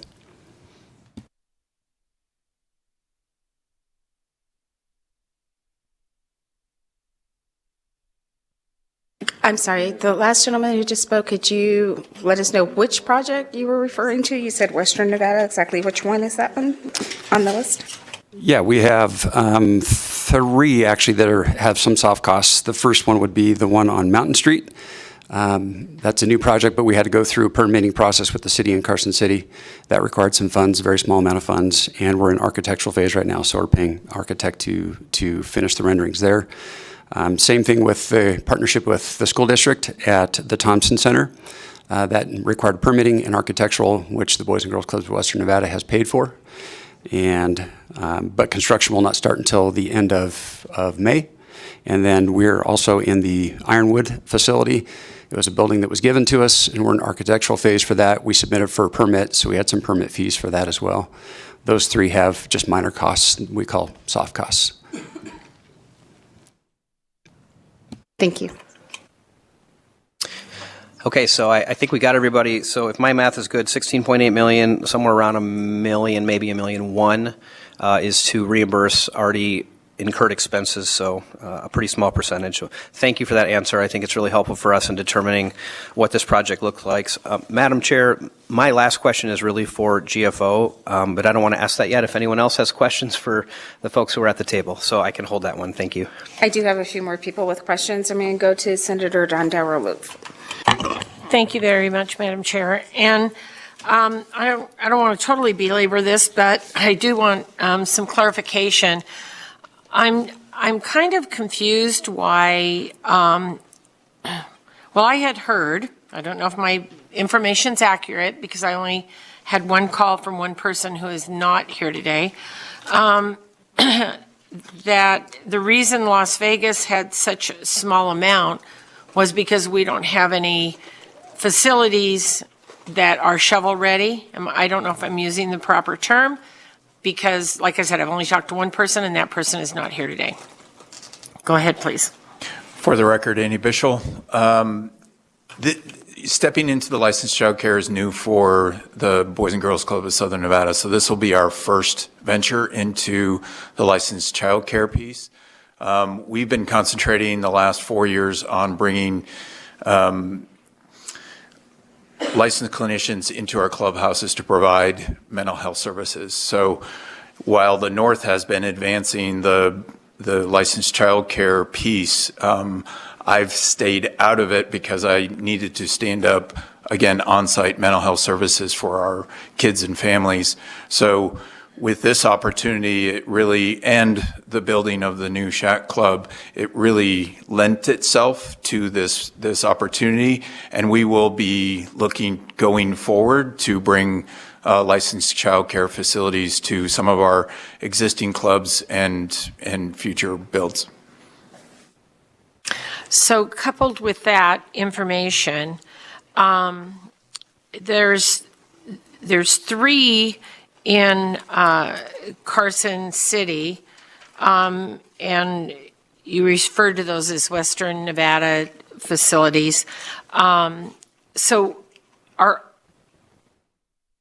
none of the other counties or cities had 3? So why is it that Carson City, is it just that they had those shovel ready? I'm not clear on how these were all chosen, I guess. Good afternoon, Senator Don Loop. This is Chase Whittemore, Argentum Partners, for the record, representing. Sorry, Chase, I didn't see you at the corner there. That's okay, Senator. Yes, so what we did is, based on the ARPA request, we had to pick shovel-ready projects. So when we met as a group, we each analyzed what was coming down the pipeline. And like Mr. Bichelle said, Southern Nevada had been doing mental health over the last 4 or 5 years, very much more aggressively than the rest of the clubs. And so he's now getting into this space. So he had one identified project, whereas Carson City now has, 3 identified projects that are all shovel ready, which is why, we brought forth this request that we had to get these dollars spent based on the ARPA requirements. So, when we looked at this as a group, we all came up with our own numbers and projects. Thank you, and apologies again, Mr. Whittemore. With that being said, so then when I look at Eureka, and the description says project has not started, but land has been selected and contractors have been identified, and that's they've gotten as much as, say, Clark County. It seems, and Dayton's in the same sort of boat, excepting it looks like they might be a little further along. I'm just trying to balance all the funding out.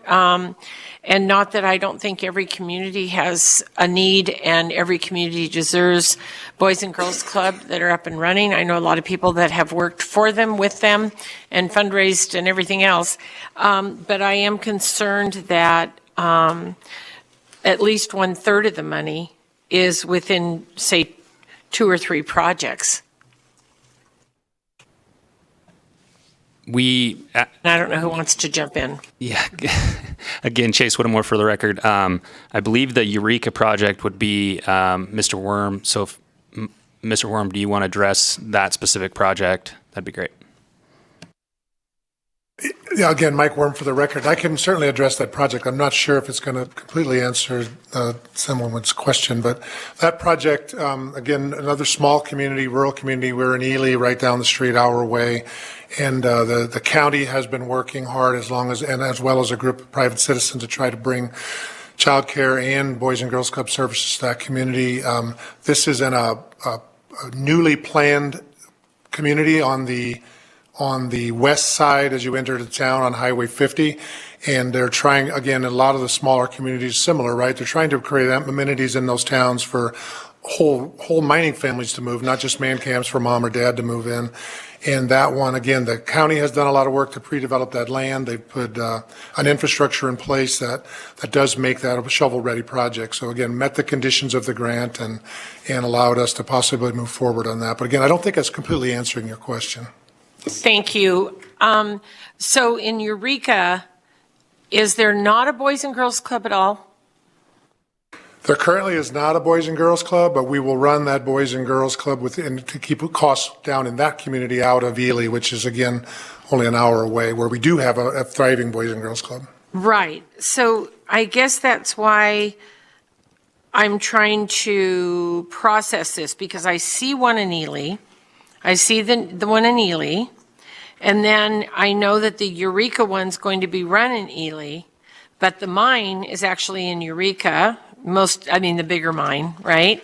And I was just concerned that some of that funding maybe could be shifted a little bit. I don't know because as the speaker pointed out, we haven't had a lot of conversation about this, excepting whoever might have called us on this, and then we get all this information. So I'm just concerned about some of the funding and how it's laid out when we have, say, 270 kids in Carson City. We have only, 100 students in Clark County, and yet we have 60 students or 60 children, however you want to classify them, in Eureka, and they're getting basically 1/3 of the money, or 1/5 of the money, whatever it is, whatever it comes down to. For the record, Andy Bischel, again, a lot of this is the Boys and Girls Club of Southern Nevada is catching up to the north. And so I don't want to hold back my colleagues in that way. Because they are doing great work, and I am trying to catch up. So I just want to make that statement in that we are leading out on the mental health, and we plan to take those services north as we start to scale. And again, you're seeing the licensed childcare that is scaled up north just now coming to the south, but it's where we're going to be growing. Okay, one last comment. Are the mines, I don't know who wants to answer this, because I know that, for those of you that don't know me, I've driven every square inch of this state. So I'm fully aware of these communities, so I want you to know that, so that I'm not just somebody who lives in Las Vegas that's never been there. So I just am curious as to whether there's been any partnership with the mines, because I think that's, and not because, I'm not picking on them, it's just that it's really important because those are the children that we're serving. No different than down here, we would be serving the children that work down, for families that work down here. So that's why I'm trying to get that, that balance, if you will, so that the money can go as far as we need it to go. Rusty Barr with the Boys and Girls Clubs of Elko. So the CEO of Nevada Gold Mines is on the Boys and Girls Club board. The gold mines did contribute between these projects that we're talking right now about $15 million in the last 3 years towards this. And so two of mine are called the Nevada Gold Mines Early Learning Center, and I believe the Winnemucca is as well. And so the mines are very involved in those, from funding them on a daily basis, but also on the capital funds to help get those started at the beginning.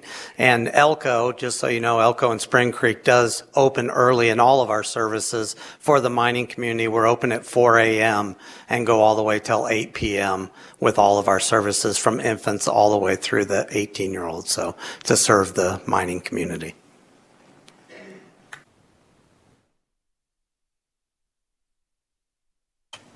Assemblyman Hafen? Thank you, Madam Chair. And I want to thank you guys. Love the Boys and Girls Club. Back 2006, 2008 timeframe, used to sit on the board out in Pahrump.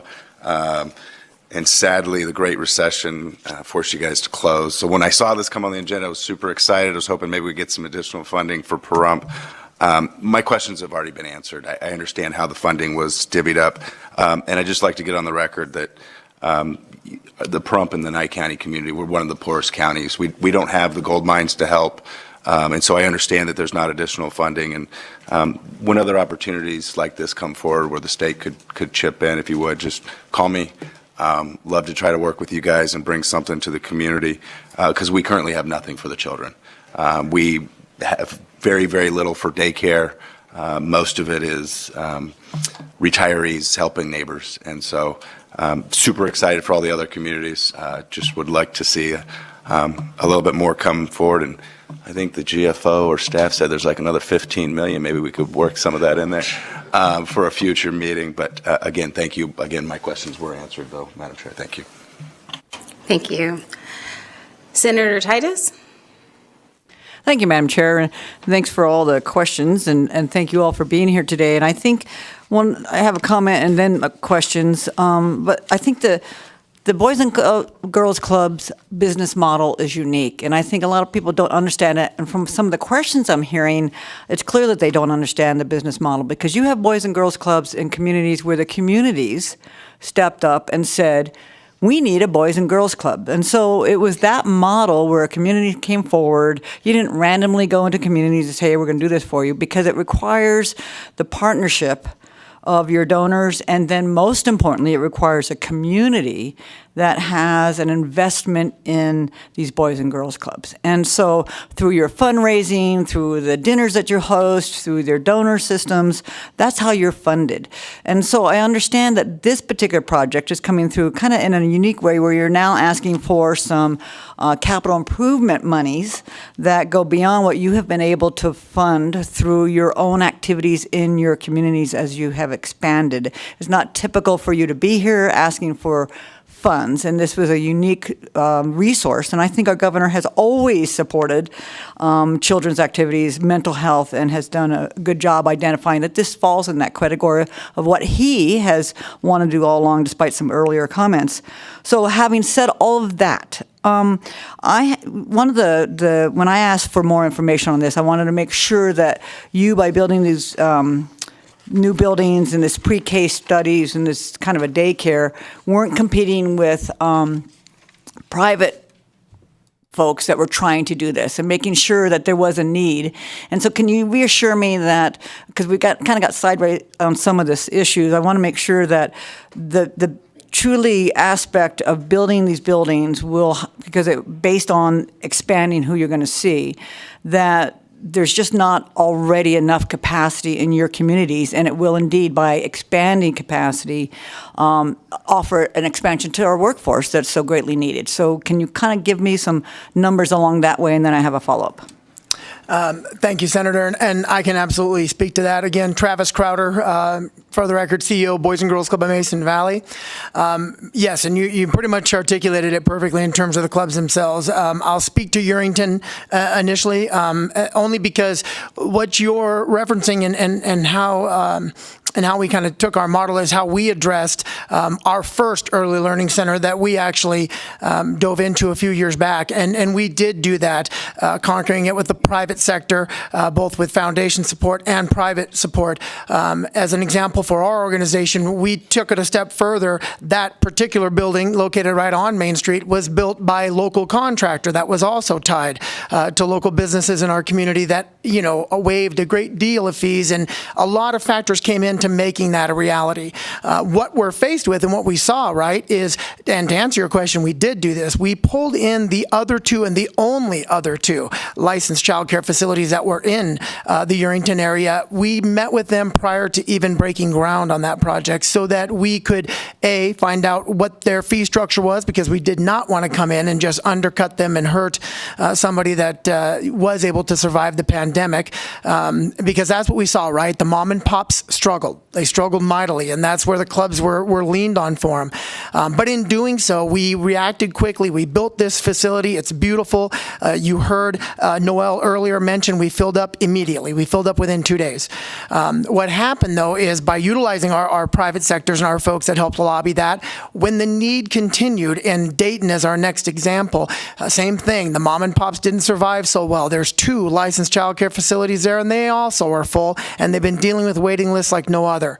What we were faced with, though, is those very same funding mechanisms and foundations that supported us and continue to, of course, in Urington, did not have the means to turn around quickly enough and be able to help us out in the situation at hand at our Dayton site. And so when you mention, you guys all know TRIC. Some of the economic pieces where a lot of our folks that are living in Lyon and Mineral County are working. And so that desire, that need for childcare just got larger and larger. And so when the mom and pops diminished, they're all looking towards Boys and Girls Clubs to step in and fill that gap. We're all having a difficult time doing so with these kind of capital projects. So at the end of the day, the focus on these capital improvements is to expand capacity for communities. Absolutely. Now, the other point, if I might follow through on that line of questioning, Madam Chair, the mental health capacity, and I'm going to go to the same place I did with the West Hills project that we heard earlier today. So Southern Nevada has already focused and made a real point on mental health in adolescents. And so what I see happening here is an improvement across the board that perhaps Southern Nevada had lagged behind in the pre-K and some of those services that now they're looking at expanding.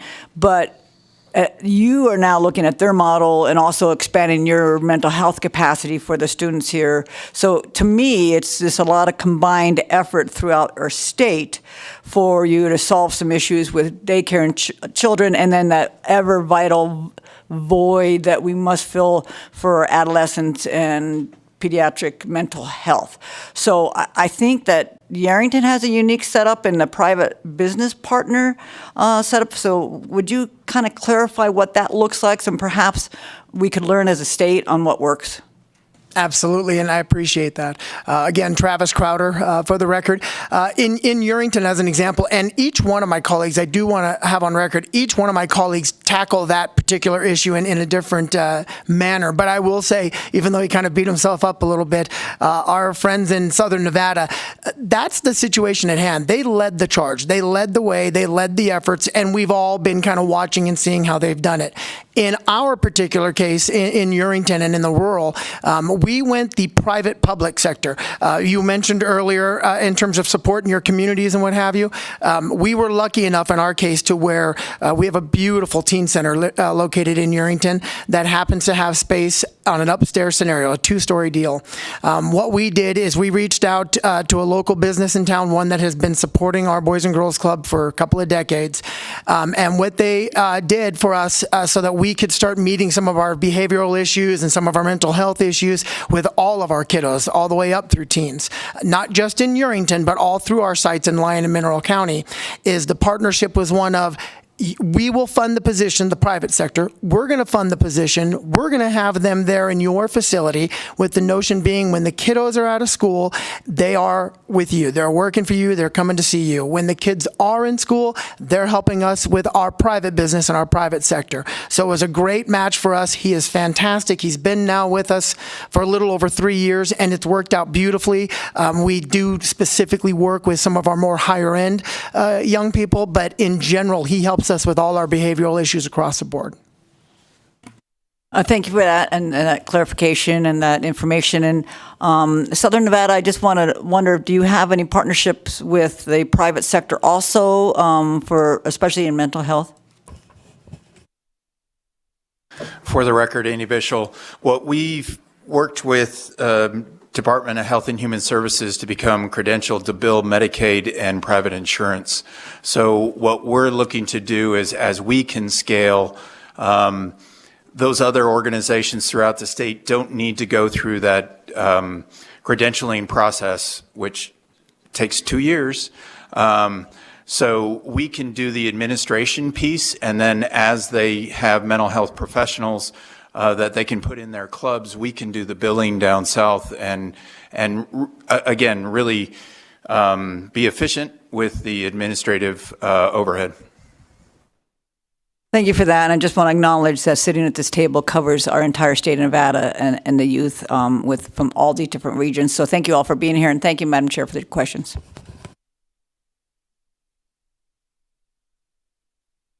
Thank you. Senator Gogochia. Thank you, Madam Chair. More of a comment than anything. First of all, I want to commend all these people from the Boys and Girls Club across the state. And in reference to the Eureka County site, clearly Eureka County has the property available. I just tip my hat to you. Again, you're trying to address a need. If you think that maybe Eureka is a small community, we're fed by a lot of mines from outside the county, outside the region. But again, we have to house those people. I don't mind telling you that Eureka is now a trailer camp. There's 300 trailers parked in Eureka. Those people have nothing available as far as childcare, a place to go, and it's sad. And yeah, mining's good revenue, but it does leave some issues. And I commend you and Eureka County for at least stepping up and trying to address the issue. Yeah, childcare in Eureka there's not much traffic on the streets, and that's where it's at. Thank you. Thank you. Assemblywoman Bacchus. Thank you so much, Madam Chair. And my question is for Mr. Court. I kind of wanted to circle back to that $1 million that was getting replenished. I know in the 2023 session, AB 525 had allocated $250,000 to the Truckee Meadow Boys and Girls Club. Is this the $1 million replenishing that $250,000 if you've already received it? I apologize, Mike Worm again for the record. I don't know that I could trail it to that 250. Yeah. Thank you. I appreciate that. Madam Chair, if I may have one follow-up question. So just so that I understand, so that 1.56 that's being sought for the El Rancho location, the real cost that's needed to do the extend the parking lot and the playground areas, the 565, and then the 1 million is going back to replenish funds that were used for the renovation that's ongoing right now? Again, Mike Worm for the record, yes. Thank you.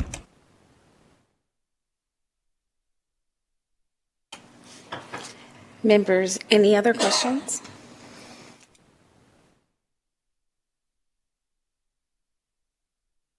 All right, I'm not seeing any other questions here in Las Vegas. No other hands raised in Carson City. I would like to just say thank you to all of you for the work that you are doing with our kids statewide.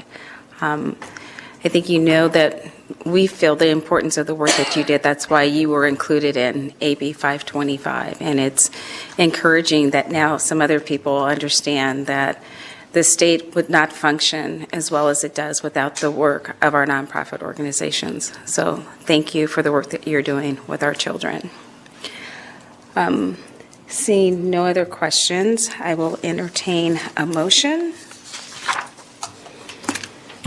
Madam Chair, I move to approve. Second.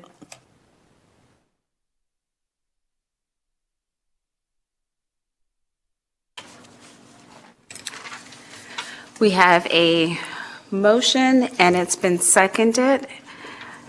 Is there any discussion? And I think the only thing that I would have for discussion is a question from the GFO, which is kind of along the same lines as another item we had. The committee has made a motion to approve this request. Are there any other steps that would be required for the Nevada Alliance of Boys and Girls Club for the funding to meet the obligations for ARPA, the federal? Thank you, Madam Chair. For the record, Amy Stevenson, Director of the Governor's Finance Office. No, there's no further steps. Once you approve this obligation, we'll go into a subaward and it'll be instantly obligated. Thank you so much. So with that, we have a motion to approve, and it's been seconded. We've had discussion. All in favor, please say aye. Aye. Any opposed? The motion is approved unanimously. Thank you so much.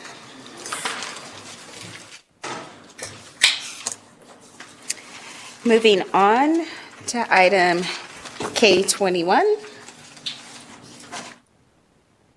Good afternoon.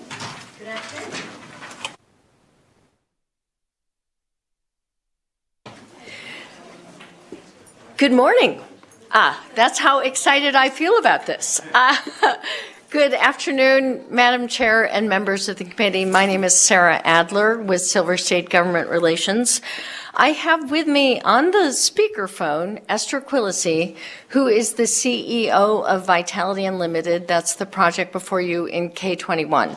Esther was thoroughly willing to come down and spend her day with you, but I arm wrestled her, and I've been commuting from Valley of Fire State Park, where I will be returning tonight. So that's why I am with you today. I am a longtime consultant with Vitality, and between Esther and I feel we will be able to answer your questions.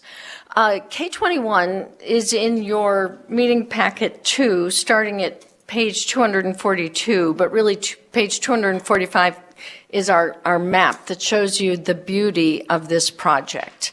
And the genesis of this project, Vitality Unlimited has multiple CCBHCs across our state and has been operating what is called an ASAM, American Society of Addiction Medicine, 3.5 level residential treatment center within Carson City's Health and Human Services building. At Carson City's request, they took over that residential treatment facility in 2012. Carson City, now our city is growing, as you all know, because you come every couple of years. Carson City needs that space back. And so Carson City committed $500,000 of its ARPA funds to assist Vitality in relocating.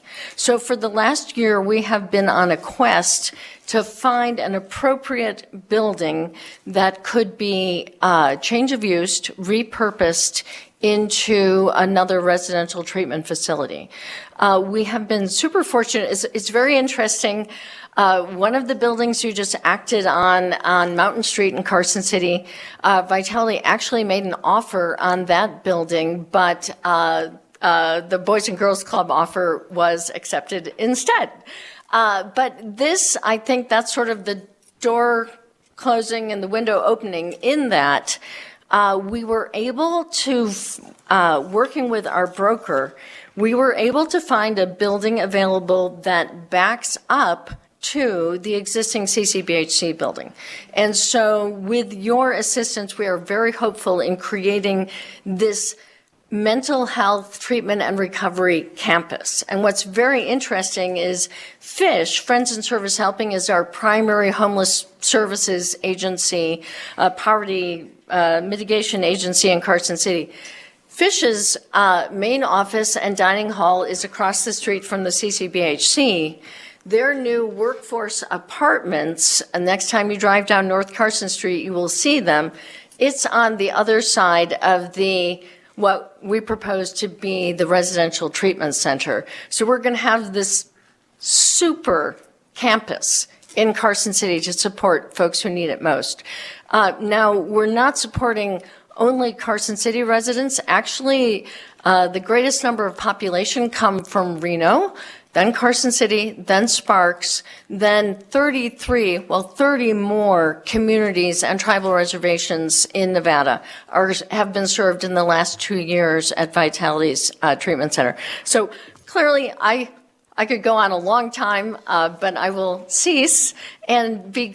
I'm sorry, Assemblyman O'Neill, you've known me too long. But I will cease and stand ready for questions. Thank you so much for the presentation. We do have a few questions. We'll go to Assemblywoman Mosca. Thank you, Chair, and thank you so much for this. It sounds really exciting. My first question is really around, will there be any disruption of services for the current clients that are being served when it comes to the expansion and the renovations? So thank you so much, through you, Chair, to Assemblywoman Mosca. This is something we're concerned about. We are super appreciative that Carson City has been very patient in allowing Vitality to remain while we have found this. It is going to take us many months to go through the special use process and do the renovation. We are very hopeful that Carson City will hold with us. If we can't get this funding, Carson City, Northern Nevada, Washoe Sheriff, court systems will lose 25 treatment beds, experience successful treatment beds. If we can get this funding, we will, it's 50 square foot per client. We have to see how many beds we can put in there. It is structured such that we are hopeful we can actually put an adolescent treatment unit on the ground floor and adults on the above floor. We do work closely with Washoe County. If the new West Hills can accommodate all of the adolescent treatment, then we can stay adult. But so we are very hopeful to not have disruption in service. Thank you so much. A follow-up, please, Chair? Go ahead. Thank you. And so that makes a lot of sense. We can make sure we're continuing to have services. And so I know you had mentioned all the other service areas that are served. Is there currently a wait list, or what is the current need to show the increase? So thank you again, through you, Madam Chair, to the Assemblywoman. There have been times when perhaps only 20 of the 25 beds were full, but for several months, Vitality has been at capacity and seeing more folks coming in affected by fentanyl. There are a sort of a sister organization, New Frontier Treatment Center out in Fallon. So that is one of the places that Vitality can refer to. Sometimes there is a waiting list, but usually it's not too long.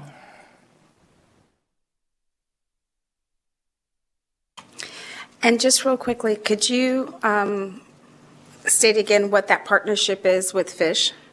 FISH was one of the organizations that was included in AB 525, so right. A very worthwhile organization. So could you just, again, quickly state how that partnership will happen? So Vitality has a memorandum of understanding with FISH. We have a mutual one. And so if the family comes first to Vitality, but it needs household goods, it needs clothing, certainly food support, they're immediately referred to FISH. And then fortunately, throughout our world in Nevada, we've had to become more adept at stepping past stigma and asking people or finding ways to offer to them assistance with mental health, with addiction, many people with co-occurring disorders. And Fish has gotten really good at that, at then supporting people in making the decision to come across the street to the CCBHC or to seek admission to treatment. Perfect, thank you. Members, any other questions? Not seeing any here. Are there any questions in Carson City? Not seeing any hands raised. I thank you so much for the presentation. Could I say one thing? Quickly. I know you'll will obligate with a sub-award, but we are so ready.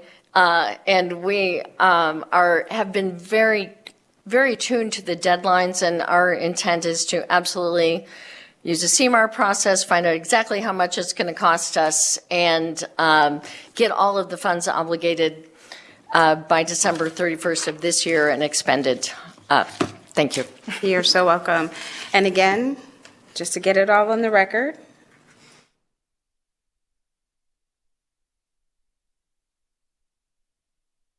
we only have a few more of these to go.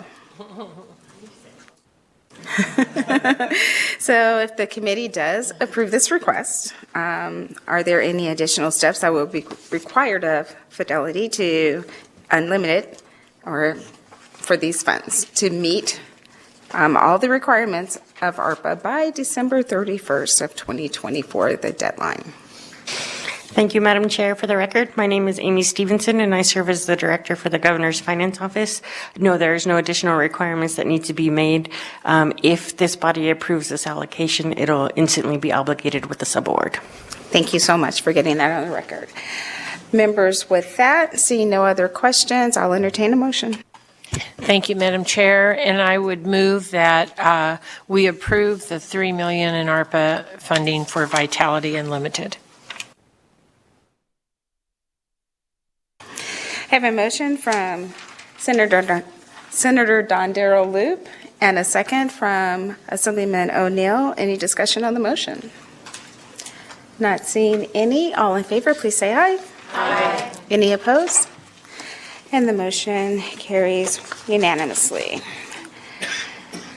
Thank you so much. That takes us on to K22. As you've been patiently waiting. Make sure you turn on your mic. Thank you. Good afternoon, Honorable IFC Chair and members. Chuck Newvener, Chief Program Officer, Opportunity Village, for the record.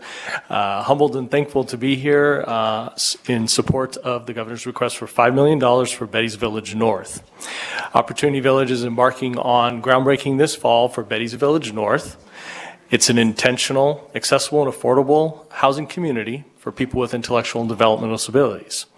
Aligned with the mission of Opportunity Village, local nonprofit around for 70 years now, serving 3,000 youth and adults with disabilities, we're striving to meet the need, the critical need for this housing that's predated the COVID pandemic and only been exacerbated by the pandemic. If affordable housing needs no mention as a crisis, you may know also that less than 5% of housing is accessible to anyone with even moderate physical disabilities, and less than 1% of housing is accessible to anyone who uses a wheelchair.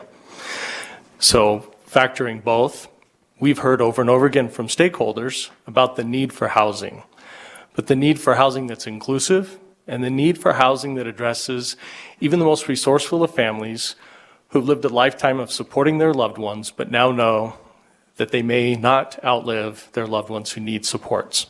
And so what happens next? The original Betty's Village opened in 2021. It was filled to capacity within months of that same year and now has a wait list of over 300 and an additional 105 people who are on the wait list for Betty's Village North, which is yet to break ground.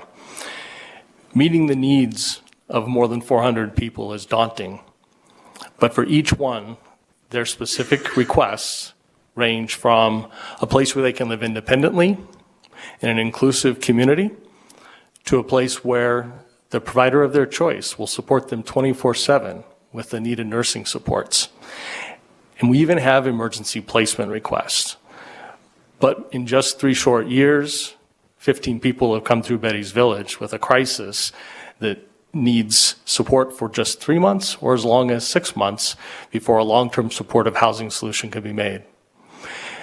Our housing is supportive, not just because we call it so, but because of the nationwide research that's been done and the professionals that have helped to inform, but most of all, because of the stakeholders that have told us what makes for accessible housing, what makes for a convenient home that they can age in place. All units at Betty's Village North will be first floor wheelchair accessible and supporting that age in place option so that no one has to leave. We've consulted with those that have been able to address everything from the color schemes to tactile wayfinding, from the appliances and textures. But key to the entire community is the staffing. And from the management to our behaviorists and social workers to the direct support professionals who've come to man the clubhouse, we have a concierge team who can address the needs that anybody comes to them with so that they can ask questions from as simple as how to order Uber Eats to the critical supports that they need within their home to continue living in Betty's Village. Betty's Village is in the context of a larger development that will include programmatic and educational spaces, work training and employment opportunities, and an integrated accessible park open to the community. The $5 million will go towards the funding of the construction, both the general contractor and the architect, and it can be obligated immediately. I welcome questions. Thank you so much for that very detailed presentation. And you said the park is open to the public? Yes, we have a controlled access park, so they'll be able to be closed during non-operating hours, but open to the public. Perfect. Members, any questions?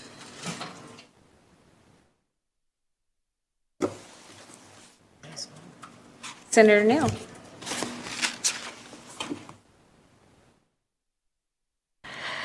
So, thank you, Madam Chair. So I just had a question about you. I was reading in the notes you're planning on having a pool and a jacuzzi. And so with the disabled adults, is there going to be a lift at the pool where you can get in and out? And then typically in these environments, it's at your own risk kind of pools, or is there going to be a lifeguard? Yeah, so the wonderful thing about Betty's Village North is it's taking lessons from Betty's Village. It was designed with not just one, but 2 lifts for both the pool and jacuzzi, and a wheelchair accessible ramp for which we have a transferable PVC wheelchair that's robust enough to support that need. They're very popular during all seasons of the year, but especially summer, of course. And we do have staffing, 24/7 staffing at our clubhouse, which consists of both the professionals that we described, but also overnight security. And then there's been measures through technology to ensure that after hours, when the clubhouse and the pool are closed, that there's awareness monitoring cameras and alarms that go off to alert us to anyone who's made access to that space after closing.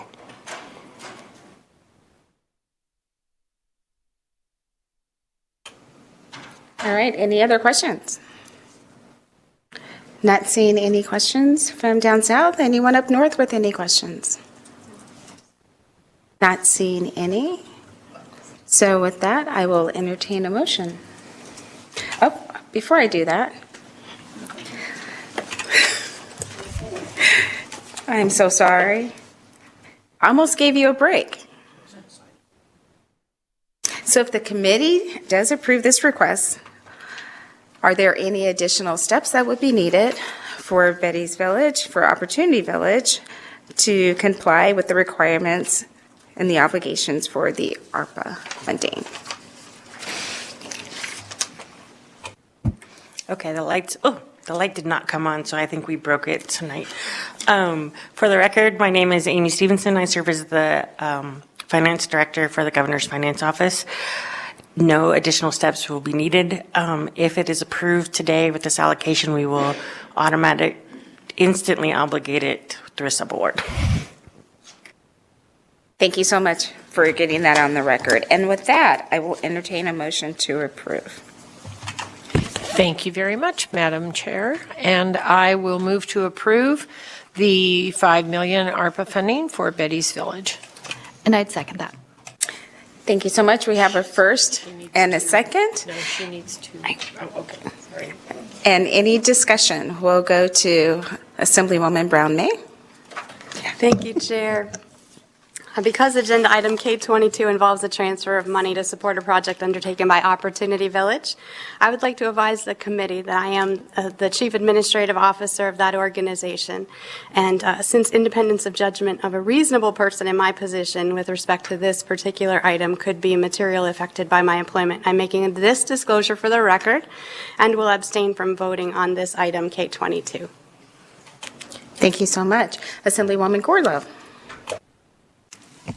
Thank you, Madam Chair. Although I am not employed by Betty's Village, I do have a relationship, and so out of abundance of caution, I will be abstaining as well. Thank you.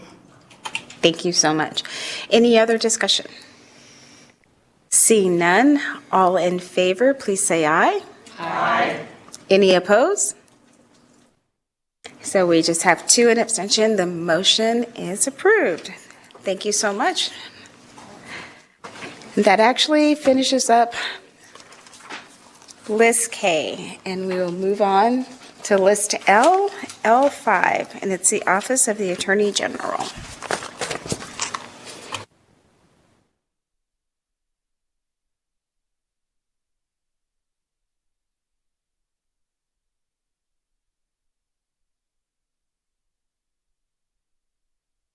I was going to say good afternoon, but as I look at the clock, it's almost evening.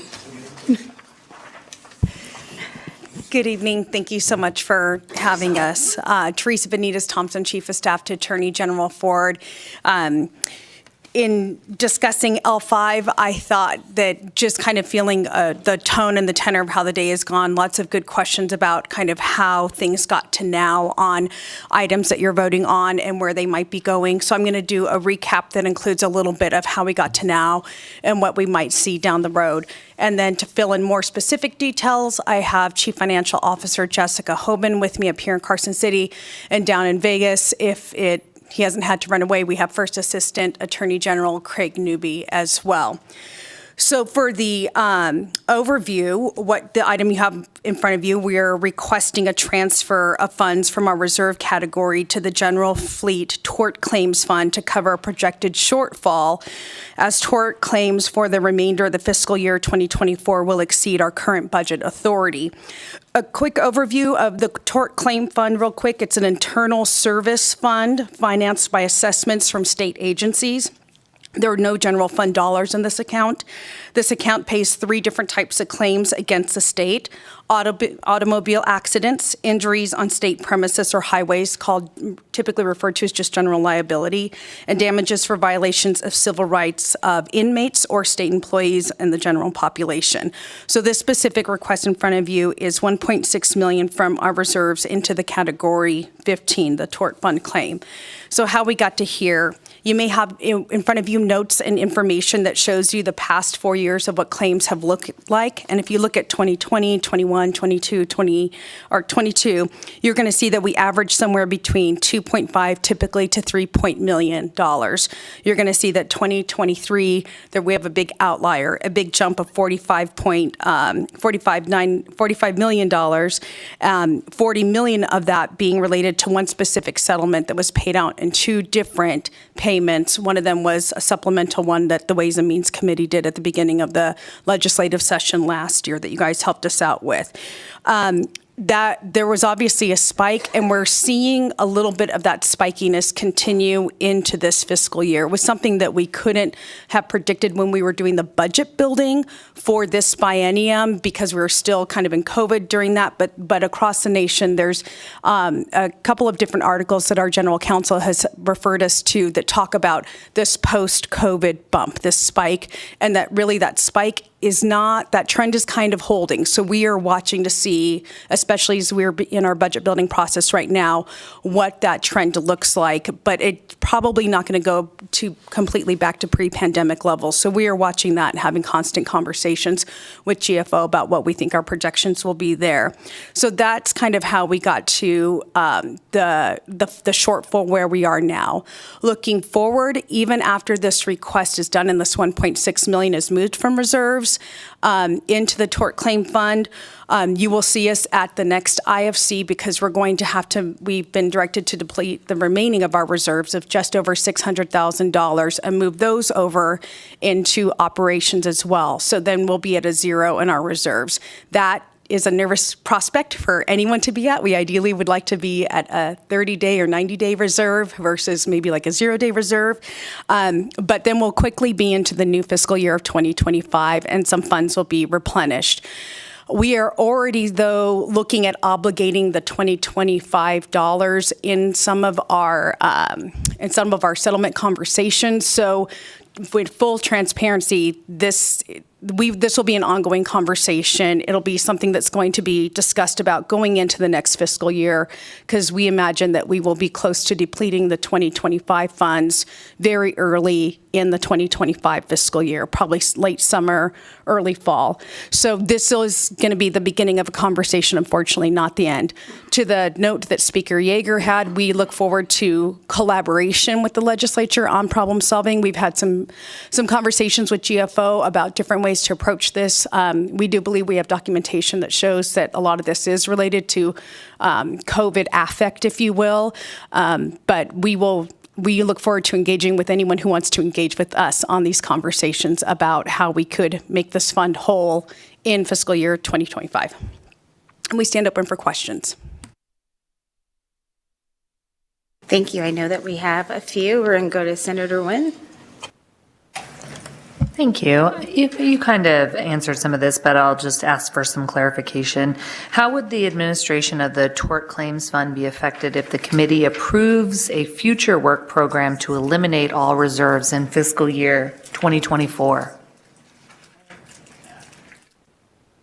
Thank you so much for the question, Chief of Staff Teresa Benitez Thompson, through Chair Moreno to Senator Nguyen.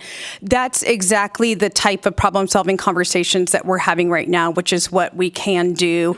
Those are conversations that are not easy to know what the answer is.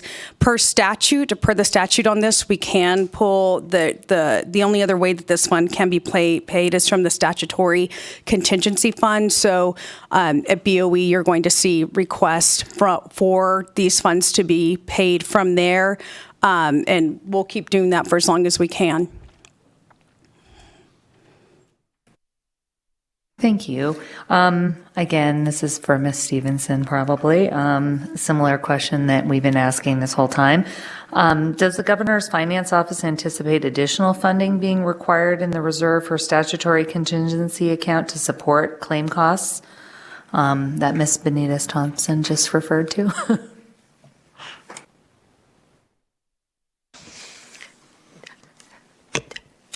Thank you. For the record, Amy Stevenson, Director for Governor's Finance Office, through you, Madam Chair, to Senator Nguyen. At this point, it depends. It really depends on the settlements. We are hoping, and that's what Chief of Staff Benitez Thompson says, we're in constant communication with the AG's office to brainstorm so that we can make it to the next legislative session to replenish that. Assemblywoman Summers Armstrong. Thank you, Madam Chair. Ms. Benitez Thompson, can you just give a little bit more of an explanation of what you mean by the COVID affect? Thank you so much for that question. So the research we show is just across, this is an insurance fund, right? And so we have one report that does a look at insurance premiums and looks over the years post-COVID and sees a bump across all types of insurance premiums and policies. And so we've got a document that refers to coming out of COVID, there's just a different landscape that's been happening. we have a couple other articles too that look at the atmosphere, the environment, and also talk a little bit about the fact that the post-pandemic has left jurors in a place where they're kind of nervous about economics and there's some pent-up tension. So you see them giving some kind of historic awards. Juries are giving historic awards that are surprising, and we see this trend playing out in a number of different states in Nevada as well. For the record, Jessica Hoban, Chief Financial Officer, Office of the Attorney General. I also, to add to what Chief of Staff Teresa Benitez Thompson just said, just looking back at this program itself, this budget account, the immediate 5 years before the pandemic started, there is a variation from year to year on the amounts that are spent on the tort claims that are issued, but taking an average of those 5 years, we were around $2.65 million a year in the 5 years prior to the pandemic. And so kind of overlaying that onto the four immediate years where COVID started until we're at now, you can see a trend upward. So fiscal year 21, we had $3 million. That's a little bit higher than the pre-pandemic annual average. Then fiscal year 22, there was another between 400 and 500,000 additional. Last year, even if you remove that $40 million kind of outlier that we had, our expenses were around $6 million last year. And then as of the end of March in fiscal year 24, we're already approaching $10 million in this account. So it's a significant spike. Madam Chair, my follow-up. So this fund appears to be a reaction, and I'm curious as to what are we doing as a state in our departments to deal with these issues before they happen. I know car accidents happen and there's not always something you can do about it, but what types of preventative measures are we studying, or forget studying, implementing, that can help prevent the need for some of these payouts? Chief of Staff Teresa Benitez Thompson to Assemblywoman Summers Armstrong through Chair Monroe Moreno.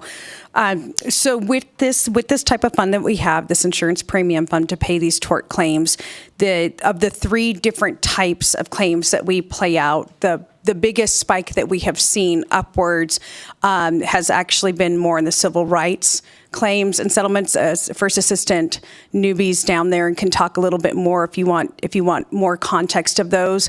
The claims coming from the department tend to be from inmate driven, and so I think that a lot of the actions that you folks are taking more recently may be able to help with some of those dynamics that cause it. A lot of these claims, when you look at them in the loss statement that we present to BOEs, a lot of these are running 5 or 6 years ago, right? So it's not something that happened last month.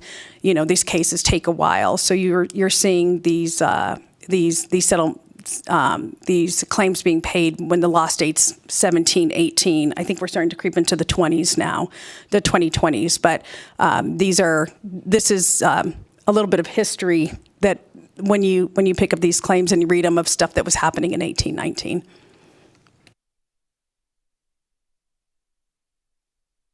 For the record, Craig Newby, First Assistant Attorney General. The primary driver of what have been the increases have certainly been civil rights claims associated with the Department of Corrections. And there's a delay factor associated with that just in terms of the nature of how long litigation generally takes. And then there's the additional backlog of what's coming through based on the delays we all suffered during the pandemic, which also affected our court system.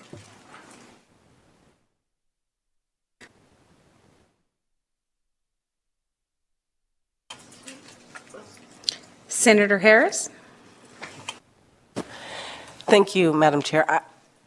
I think you all have helped us identify some of the sources, but I don't know if you got to Assemblywoman Summer Armstrong's question about what are we doing to prevent those claims possibly moving forward. So if we can identify that there is one large source of where these claims are coming from, have there been any measures put into place to maybe, kind of slow down the flow of claims coming from the Department of Corrections?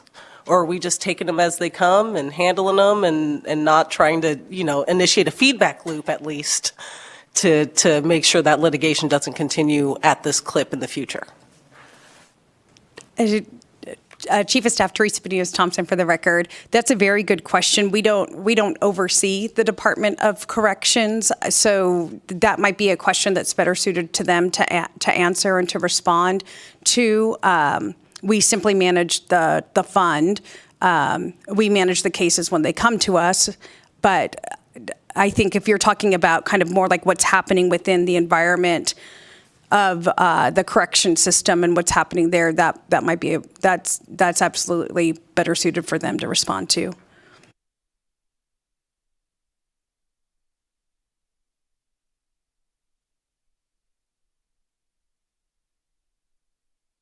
Senator Nguyen. Just kind of following up with what Senator Harris said, does the AG communicate with NDOC about if there are trends coming out of these civil rights cases that you're either negotiating or resolving? For the record, Craig Newby, First Assistant Attorney General, Senator Nguyen. There is regular communication between the Department of Corrections leadership and attorneys within my office, whether it be the attorneys who are involved with settlement of potential claims or with regards of evaluating litigation when it's brought, and in terms of advising that client, the Department of Corrections, in terms of the types of things that clients are advised upon. I can't speak specifically to that to the extent that would be privileged communication. I am among other people's attorneys within the executive branch, their attorneys, but they are certainly advised in terms of multi-million-dollar settlements being made, which have resulted in us being here today. They most certainly are. Thank you. Senator Titus. Thank you, Madam Chair. I have a couple questions, if I might. You mentioned that a lot of these claims were from, say, 2018, 2019, 2020. Is that what I heard you say? This backlog? And it takes a while. I think I heard that in Las Vegas. What I'm getting at is that was a previous administration's watch on that. And I'm just wondering what the percent of claims are now and what we're looking at volumes of claims over the years. And you may not have that in front of you if you do, but I'm curious about, you mentioned COVID and of course, what happened there with the shutdown and all from, again, previous administration. And now, are we seeing the same percent coming out of our legal system, our jails, our prison system?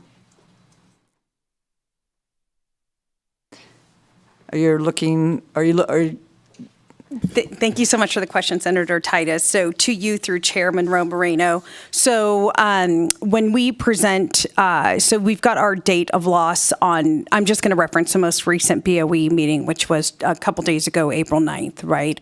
So at that, we had different claims paid out. One was date of loss September 25th, 2015, date of loss April 28th, 2018, date of loss October 1, 2022, date of loss October 1, 2022. So I wouldn't say it's so much of a backlog, and as First Assistant General Newby spoke to, it's kind of just more the nature of these types of cases to take a while to move through the litigation process. He can add more detail. He's the person to talk more about that than I am.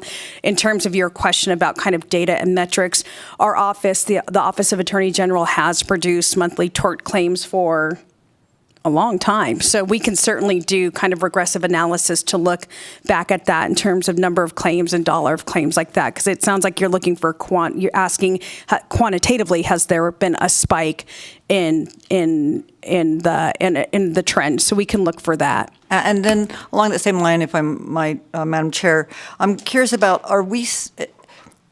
you mentioned that one of the problems with the increase of these numbers is that the jury settlement.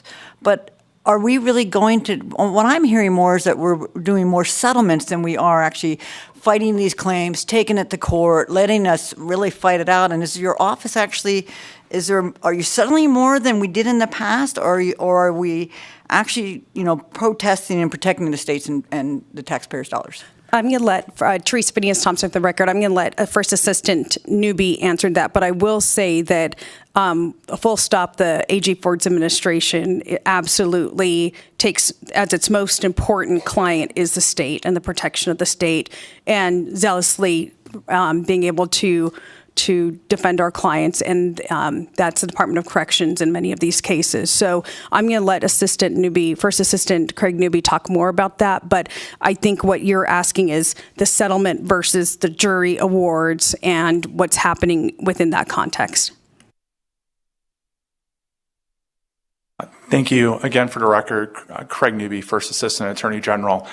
It's been a combination of both. Most cases generally in the court system do resolve with settlement or dismissal rather than through jury trials because of the risks associated with both sides associated with those types of cases. In certain instances, we've resolved cases that needed to be resolved to save taxpayers what we assessed would be the greater risk of higher numbers than what we've talked about here that resulted in settlement. In other cases, we've tried cases. Most recently, we tried one for the Department of Corrections, and in a surprising verdict, ended up with approximately a $4.5 million verdict in federal district court, which, based on the circumstances of how prejudgment interest and the like would be calculated, we were ultimately able to settle that case to save taxpayers dollars versus what a jury awarded following evidence, and reduce that to $3.5 million, which one way of looking at that is we saved the taxpayers $1 million plus further uncertainty and post-judgment interest of potentially several $1 million more. But at the same time paying $3.5 million effectively for a claim that we didn't believe was worth it and we thought we had good defenses to. That case is settled, so I'm able to talk about that in a little more detail. So in response to that question, it's a combination of both and trying to assess how to protect taxpayers, how to defend agencies, while weighing all those things together. And part of that what's occurred with this is, as we've been in settlement conferences, both with courts and with private mediators, is we're learning not just through reports, but we're learning anecdotally as we're interacting within the legal community here that we're a part of, that these trends are happening. And I don't think social scientists have necessarily nailed down the specific reasons of why jurors' attitudes regarding awarding large verdicts has changed over the past few years and from before COVID. And that's something that I think a lot of people in the defense bar, which this office in our role defending state agencies is a part of, is trying to sort through and understand better so we can protect taxpayer dollars effectively on this. But we are not afraid to go to trial on the appropriate cases. We do go to trial. We oftentimes get dismissals of cases well before trial. But there have been cases that have required settlement to avoid further risk to the state and having to come before this committee and others in worse situations than this. Thank you for that, because I think it is important that we sit here today and make sure that we're, yes, looking out for the citizens that are, harmed perhaps by state agencies, but in also protecting the taxpayer dollar. So I'd be curious to see, and I heard that you have good matrices as numbers, what the numbers are now that you settle versus how much you take to trial over, say, a period of the last 8 years, just to see what the trends are looking at. And then having the last question, if I might, are these claims and the attorneys that represent them, is the attorneys that represent and then you settle, are they subject to, they just get 15% of the taxpayer dollars or 20% of the taxpayer dollars that doesn't go to the plaintiff? And so is there any limit to what an attorney can make on these type of claims?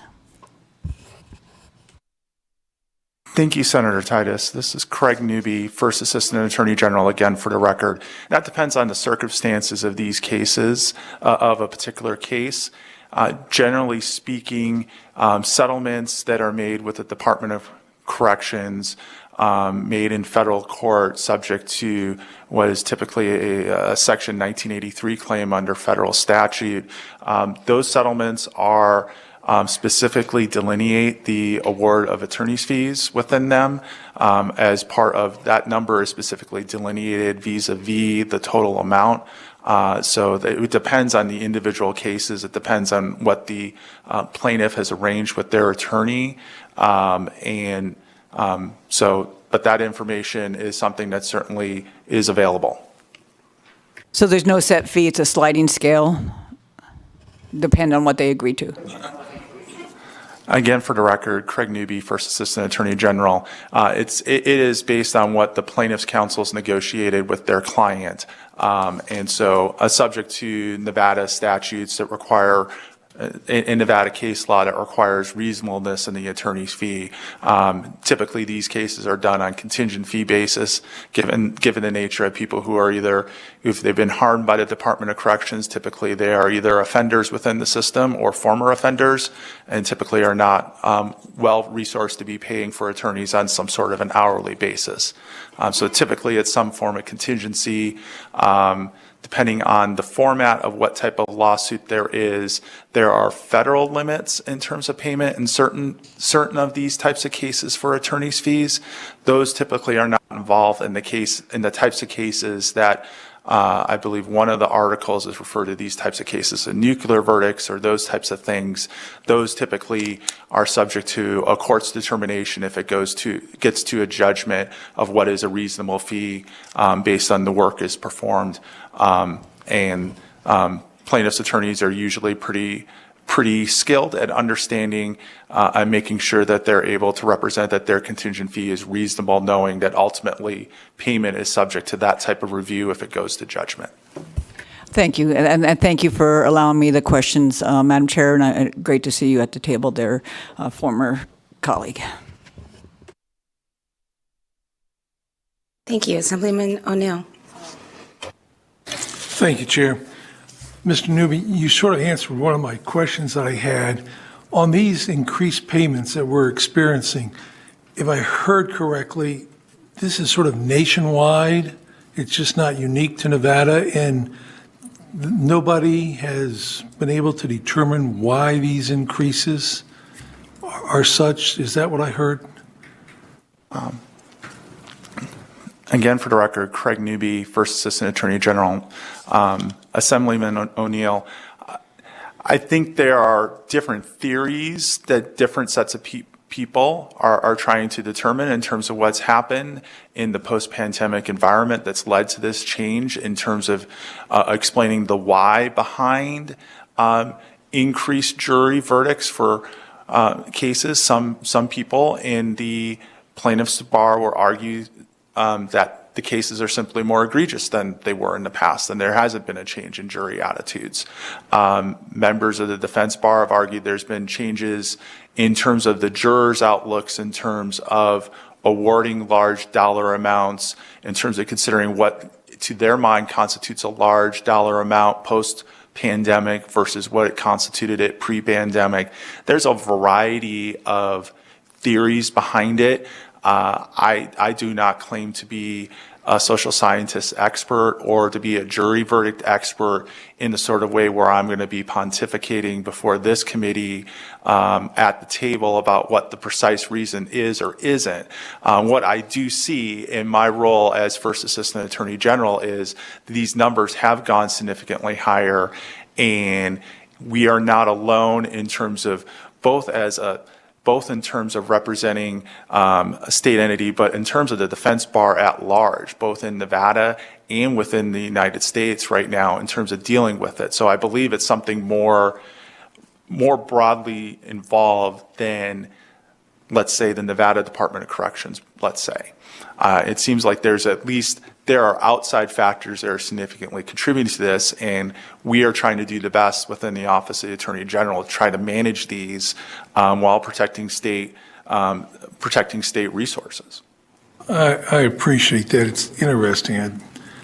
I'd love to read some of the articles on how these have increased. But my other question, if I may, is the Attorney General's attorneys on staff representing the state, or are we going outside to, I guess you would say, experts in civil rights cases?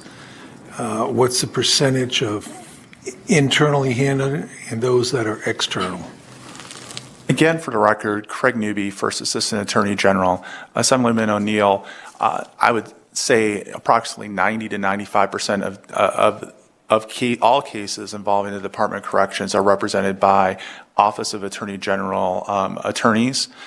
There is a small exception to that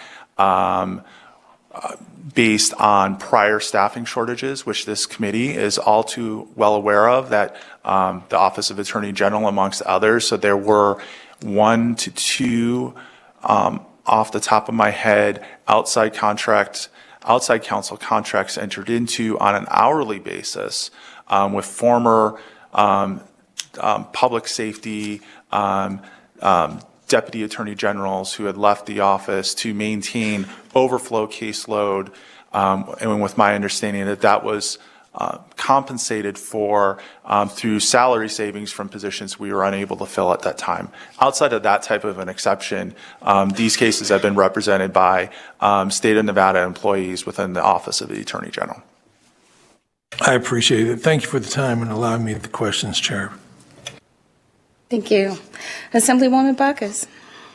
Thank you so much, Madam Chair. And since I have the privilege of being a civil defense lawyer, I appreciate what you guys do on a daily basis with, and I think you explained it in response to my colleague's question, in the need to weigh the risk of each case, like whether you're going to take it through a jury trial or not, considering the protections of our state funds and the risk that's happening with jury verdicts, I think, in different types of cases, not only in civil rights cases, but other cases that may yield a high judgment and then going through that process.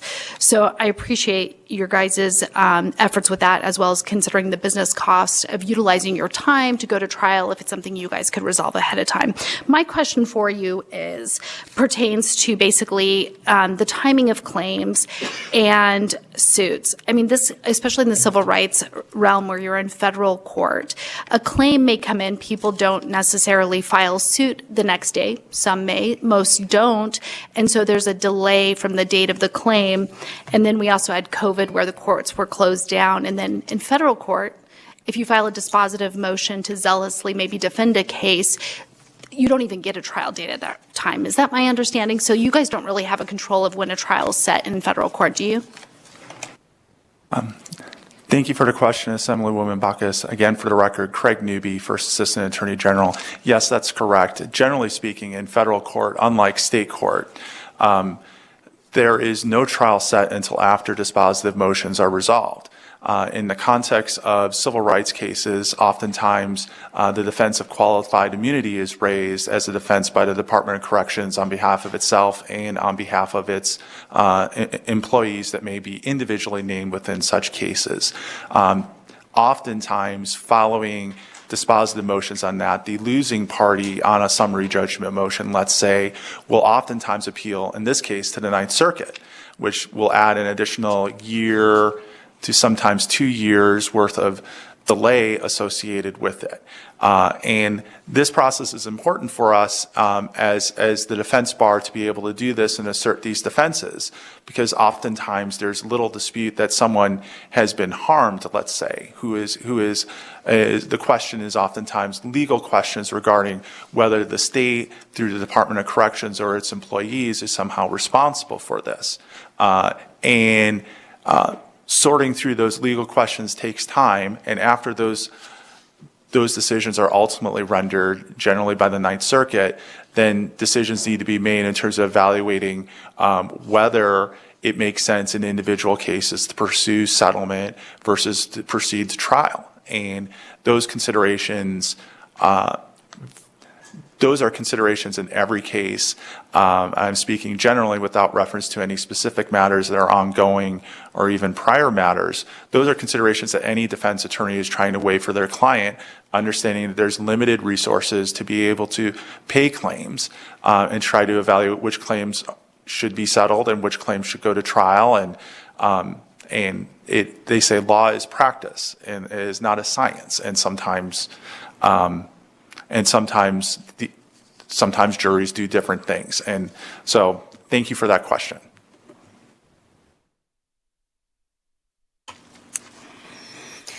Thank you. Members, any other questions? Not seeing any here in Las Vegas. Are there any in Carson City? All right, not seeing any. With that, I will entertain a motion. Thank you, Madam Chair, and I would move to approve. Second. Thank you. We have a motion from Senator Dondurulou and second from Assemblywoman Bacchus. Any discussion on the motion? Not seeing any. All in favor, please say aye. Aye. Any opposed? The motion carries unanimously. Thank you so much. That takes us to the next items on our agenda. We'll be hearing these together. It's item L42, 43, 44, 46, and 49.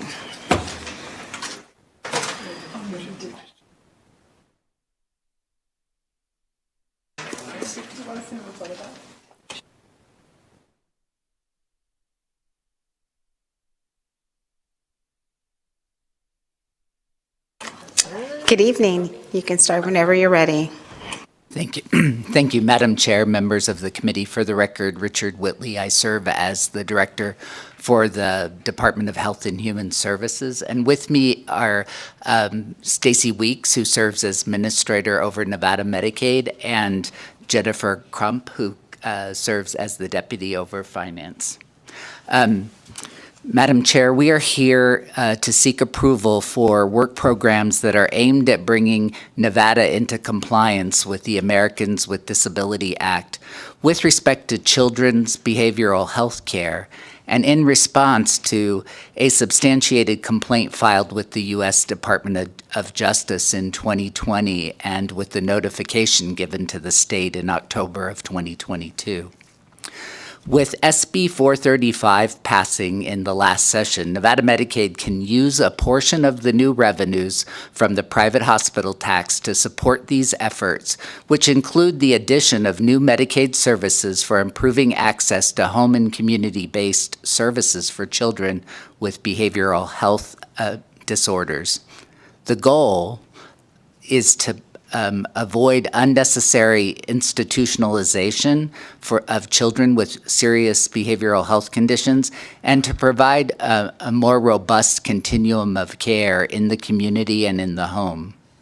With that being said, I'm going to turn it over to Administrator Weeks, who will go over the more specific proposal in the work programs. Good evening, Madam Chair. Stacy Weeks for the record, Administrator at the Division of Healthcare Financing and Policy. Bless you. As Director Whitley stated, the work programs before you today are an important step for Nevada children and families. The services funded with the new hospital tax revenue include key services necessary to build and strengthen our state's continuum of care for children's mental health. The approach aligns with the funding authority in state law and efforts taken by other states to reduce the unnecessary institutionalization of children with mental health disorders, in accordance with the Americans with Disabilities Act. I'd be remiss today if I didn't acknowledge the hard work and support of the Governor's Office, this legislative body, as well as Senator Titus, the author of Senate Bill 435, and all private hospitals in the state who all came together to make this new funding source for Medicaid possible and for the children of the state. These work programs together request transfer of funds from budget account 3177, the private revenue account for the tax, to budget account 3243, which is our medical services account in Medicaid, to finance new services and reforms for behavioral health. These services would be available, if approved, to all children with serious emotional disorders or serious mental illnesses up to the age of 21, in addition to all foster care children through Medicaid. By the end of state fiscal year 2027, we estimate that these efforts will invest over $190 million in state and federal new funds in Medicaid for children's behavioral health. These services include, I'm going to walk through a few here, and I'm going to probably shorten it a little bit in the interest of time, but happy to dive in more if folks have more questions. The first is the addition of respite care. This is planned and emergency respite care for children and families. These services provide families with a temporary break or pause, in a sense, a respite, and can include in-home daycare or residential options for children. Respite care is frequently cited as one of the most needed and least available services for families with behavioral health disorders and foster care families. Studies have found that the families that receive respite care experience fewer incidents of out-of-home placement for children, greater optimism about caring for their child at home, reductions in stress, and lower incidence of negative behaviors expressed in the community by the child. The total cost for the biennium for these services is estimated about $14.9 million, with the state share cost of about $5.1 million. And then for the 26-27 biennium, the total costs are estimated at $70.1 million, with the state share of these costs about $24.5 million. The second service we're proposing that needs to be added to support children in their homes is wraparound facilitation. Wraparound is an evidence-based model, and it's available in many other states, and it's based on a team-driven, family-driven process that helps families and youth achieve positive outcomes at home and in their community. Once a child is identified under this new model as having a serious emotional disorder or serious mental illness, or is in our foster care program, the child will be immediately connected with a wraparound facilitator, and a child and family team will be developed with the providers to support that family. The facilitator helps the family navigate, plan services and supports, and works with the Medicaid program, the county, and other state officials and other programs that are involved with the child. It also includes informal and community-based options of care. The facilitator will also track and revise the plan of care for the child as needed and ensure fidelity to the model. In many ways, this model is similar to what we would consider intensive care management or intensive care coordination, but it's really specific and focused on the child and the family. The total computable cost for this benefit in this biennium is about $1.7 million, with a state budget impact of $580,258, which, as I mentioned earlier, will be paid with the private hospital tax revenue. For the 26-27 biennium, the total cost is estimated at $7.4 million, with a state share of $2.5 million. I also want to just note that we are adding the addition of coverage of family supports and services and youth support, peer supports and services. Those are not in this package, but they're part of this entire proposal. We believe, based on our current budget, we can absorb the cost of adding these services and are absorbing the cost of increasing the rates for the current peer support services that will align with these new services. These services are also important, helping support families and children and youth in the community. In addition to these two new services, so the wraparound and the respite, we are also proposing to enhance and expand access to intensive in-home services for families. These include psychotherapy, so that's individual and family therapy, and also basic skills and training and education for families around how to handle and appropriately care for a child with behavioral health disorders. This proposal proposes to include a 10% rate increase for all of these services, and an additional 10% rate increase for services when provided to a rural recipient, or services that are provided through telehealth in a rural area, to ensure that these families are not left behind and are getting these services. The rate increase will apply to all qualified providers of these services. And the total for the biennium for this proposal is $1.2 million, with the state share cost of $468,785. In the upcoming biennium, it would be the total cost is $5 million, with a state share of $1.9 million. Additionally, this work program requests the use of funding to support a new step-down group home-like model for young adults and youth. This model will be similar to the qualified residential treatment program used in the foster care system, but will be focused on children with behavioral health needs and who are ready for discharge from a residential treatment center but aren't quite ready to go back into their home, or perhaps do not have a foster care family ready to support them. And these children will most likely need less intensive services, but they still need some therapies and support from a provider system. And this will, like I mentioned, would be in a group home environment with a shorter length of stay, which is consistent with our the DOJ complaint and also our need to help children transition successfully into the community. We're proposing that this model would serve children between the ages of 13 and 20 years of age, and other states are looking and using this type of model in Medicaid, and so we will be joining those states and building this new program. The total for the biennium is estimated at $601,498, with the state cost of $190,000. The total for the next biennium, though, is roughly $20 million. So as you can see, we do anticipate some ramp-up period, but once it's up and going, hopefully we'll have at least 2 to 3 providers in that first year. And with the state share, though, of that cost total is $6.6 million. Another change we're proposing is to remove a historical prior authorization that we have in Medicaid on crisis intervention services. It's just really important that when a person is experiencing crisis, that they know that they can access care and services, and also that their provider knows that they're going to get paid when responding to a crisis.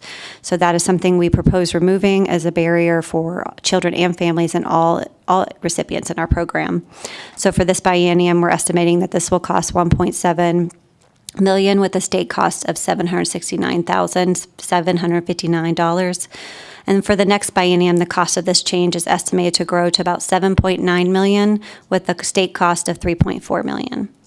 The last 2 items are rate reforms and proposing new models of how we pay for health care in residential settings and inpatient care centers for children. Although we must build out a home and community-based model of care for children in our state with behavioral health needs, but we must also not lose sight of the need to ensure that residential and inpatient treatment for children is still available and it's quality care, and that it is focused on the goals of this state, which is to reduce the need for residential treatment and to ensure children are successfully discharged into their communities.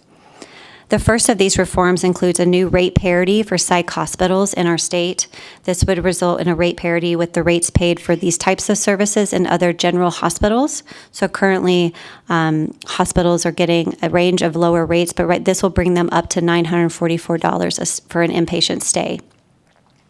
These settings are critical to helping families with urgent treatment needs and often are the only option for care in our rural areas of the state. The total computable for this reform for this biennium is estimated at $9 million, roughly, with a state cost of about $1.9 million. The total for the next biennium is estimated at $37.8 million, with a state cost of $7.8 million. The last reform we're proposing today in front of you is necessary to strengthen the state's residential treatment centers. The focus of this is to ensure that all of the placements, when we do have to place a child in a residential setting, is that the quality of care is available for the child, and that we are also ensuring that the providers that are providing these services are focused, again, on the goals that we have as a state. This includes providing a new flat rate of $800 a day. I would just note today, when a residential treatment provider wants to come into our state, that often they do not know what their rate is because they are told they have to negotiate the rate with us. And then I will tell you it's not really a negotiation because we have limited funds. And it's a cost-based rate, and often these providers cannot show full costs right away in the first year. So the rates range from sometimes as low as $500 roughly a day to $800 a day. So we want to bring this rate up to $800, a flat rate. Everyone should know what they're getting paid, and no child should be getting paid for a service in a certain part of the state differently than in the other part of a state. So just really bringing parity to that experience for children and these providers. Residential treatment centers who will be accepting and treating children under the age of 9 or children with complex or co-occurring disorders disorders, like intellectual developmental disorders, will be receiving an additional $100 a day, so $900 a day. And the goal of this is often where we are stuck in the state is trying to place a very young child. We have very few providers that will accept young children and provide treatment for them. And so we're hoping that by providing this additional $100 into the rate for $900 a day, that more providers will provide these services. And also for our complex kids. Sometimes we have kids that are very difficult, and sometimes there's a lot of violence and behaviors that a lot of these residential treatment centers will not accept. So we're also hoping that this additional $100 a day will be an incentive for them to help care and treat the child. And in addition to this rate reform, there's one more piece of it. We're adding an additional $100 a day to bring all rates up to $1,000. Again, it could be if they are $900, right? If they serve a young children, they could also get an additional $100 if they are considered one of our quality providers. So we're going to set metrics and start tracking and monitoring our residential treatment centers, and we're also going to start rewarding them for those that are actually discharging children successfully in our community and have shorter lengths of stay. But it can't be one or the other. It has to be successful discharge. We don't want to see children just dropped and discharged inappropriately. We want to make sure that there's success when they go home with their family or their foster care family.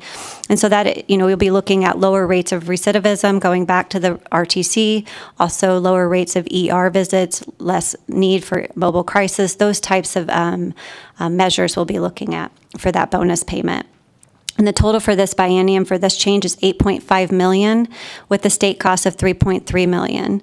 In the next biennium, the total is estimated to grow to $41.7 million, with the state cost of $16.2 million. And before closing, I just wanted to say that this work is, this is just the beginning of many other phases that we will be going through and implementing and changing behavioral health in Nevada. And I just want to thank again everyone for their work on this in that last session, and for the provider tax. It's been an important revenue source for us to be able to do this and really be able to respond to the DOJ complaint, but also do what's right for kids in Nevada. So thank you. And just wanted to note that it will take time. These things will not be up and running. We are aiming for January 1, 2025, but I have to just always warn people, we have a process, and sometimes the federal government, we have to go through that process. But bear with us, and thank you for your support. And with that, we'll stand for questions. Thank you so much for that very thorough presentation and explanation of these work programs. I know we have a number of questions for you. We'll start with Senator Canizero. Thank you, Madam Chair. Excuse me. Can you talk to us?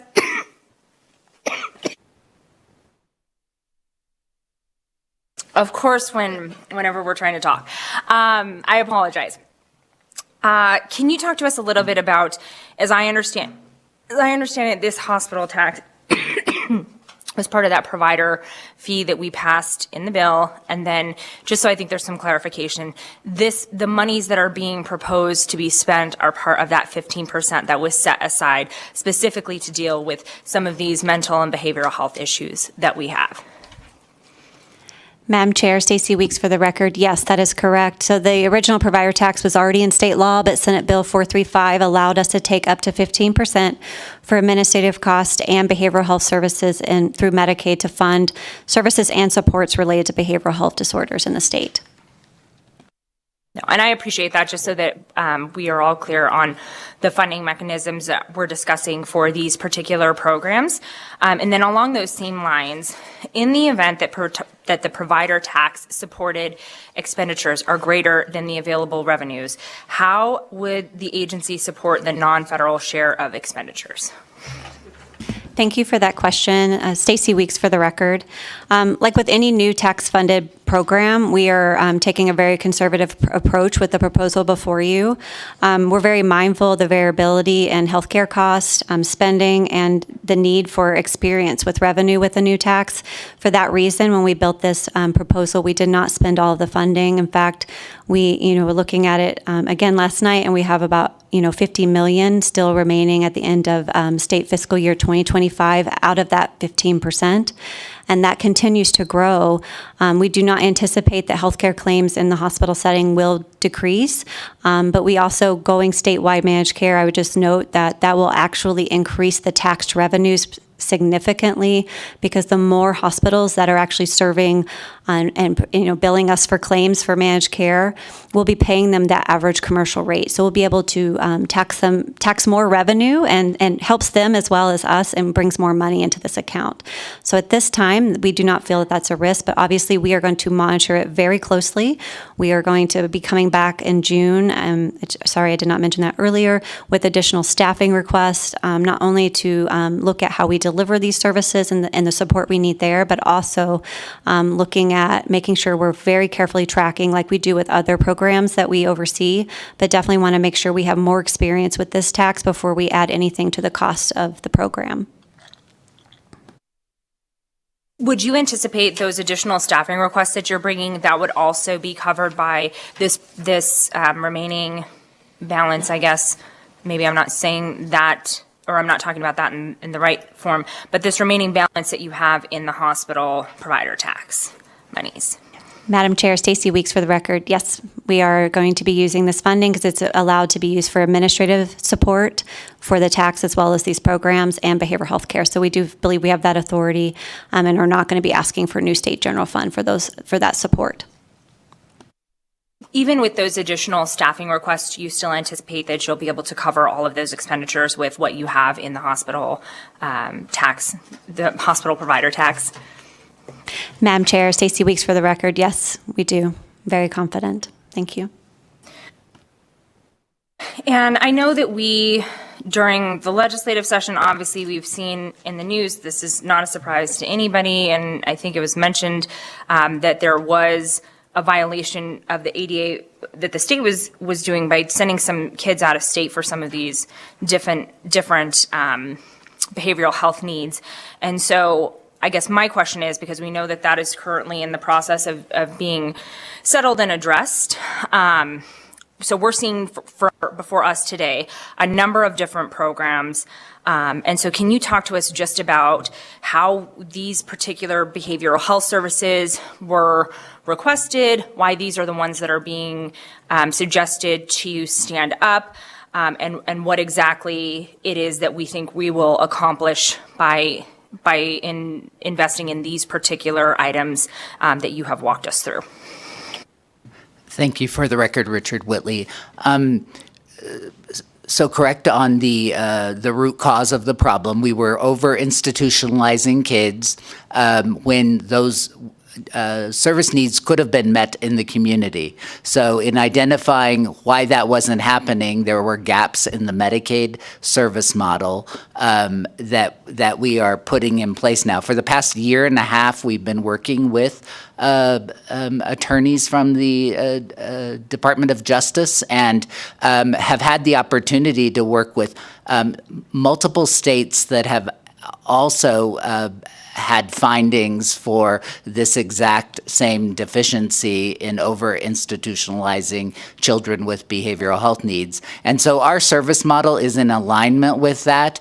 Nevada is in a unique situation in that we have the funding before we had the plan, and the other states have had monitoring in different ways because they had to then go to their legislature and request the funding. And so we feel very fortunate that we've been able to work through the unmet needs with Department of Justice, and look at the states that have been successful in becoming compliant and having the funding. As you all know, the major driver for this is that we know there's unmet need, and we hear it all the time, and we have the funding. As Stacy Weeks mentioned, unfortunately for us, there are bureaucratic processes at a federal level that we have to work through, and they take time. And we just thought it was most urgent to initiate these processes now because the funding was available. So that's a little bit of the logic behind it. But I assure you that we are the services we are putting forward are in alignment with the Department of Justice findings, and help us to be compliant. And I appreciate that. I think that was definitely, part of the consideration when we were talking about what are we going to do with this hospital provider tax if we assume that's going to start coming in with a vote of all the folks who approve that, and that we could use some of this to help with the behavioral health services. And so, as I understand it, this is in part based upon services that we do not have currently in Nevada, that we know are common in some of these other states, and in particular with states who've had similar findings that we have had through the DOJ, and so that some of these hopefully will meet that need. For the record, Richard Whitley, yes, that is correct. Okay. Can you also tell me, you or Ms. Weeks, how would the division determine the appropriate level of private hospital provider tax revenue required to fund the requested service expansions and enhancements to ensure that general funds are not used to support new initiatives? And I think you may have touched on this a bit, but I think just for some clarification. Madam Chair, Stacey Weeks for the record. Yes, I'm actually going to turn it to Deputy Jennifer Krupp so she can kind of dive into more detail about how we're going to plan to track this funding and ensure that it goes directly to uses for behavioral health. Thank you. Jennifer Krupp. Pardon my voice. Jennifer Krupp for the record. So the level of hospital provider tax revenue is limited to the 6% ceiling on net patient revenues. Therefore, the division will be monitoring very closely the addition of new services or enhanced rates to existing services and tracking utilization to ensure that general fund will not be needed to support these initiatives. Currently, the tax is set to approximately 3% on inpatient and outpatient services. As indicated earlier by Administrator Weeks, in June we will be requesting additional staff capacity funded with the 15% allowance as permitted by state law to support the tracking of claims utilization and revenues. If you would prefer, I can go into some additional detail, but the amount of taxes is required is based on the anticipated amount in the upper payment limit and the managed care or the managed organization state directed payments plus the 15% administrative reserve on the quarterly assessment. The division will be requesting staffing to support tracking these expenditures along with funding for actuarial support for these calculations and projections to determine the amount of provider tax revenue required. The establishment of baseline expenditures with and without these reforms will be developed and then compared to actual expenditures and trended forward. For the new initiatives, respite care, wraparound services, and QRTP, the division will work with the fiscal agent to create new fund codes in the MMIS system to identify the hospital provider tax funding source. Each code that is set up in the MMIS requires a specific fiscal string, which includes the funding mix, which is between the FMAP split and the funding source. This will allow for the tracking and isolation of expenditures related to the proposed services. For the RTC, intensive in-home services, and psych hospital parity initiatives, a claims analysis will be performed on a quarterly basis to calculate the payment for services prior to the rate increase and then compared to the new rates. The non-federal portion of the difference in payment will then be allocated and funded by the hospital provider tax program. For the removal of crisis intervention prior authorization initiative, the establishment of baseline expenditures will be used for comparison to actual expenditures and then trended forward to determine the amount that will be allocated and funded by the hospital provider tax program quarterly. Thank you, and apologies on my voice.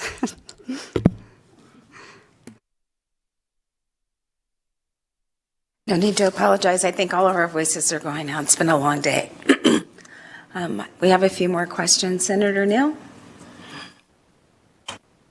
Thank you, Madam Chair. So I had a question on the qualified residential treatment program, specifically around foster children.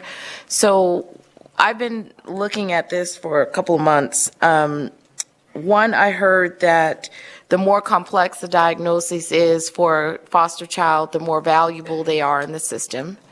Two, that there is no reassessment if they have a multiple diagnosis.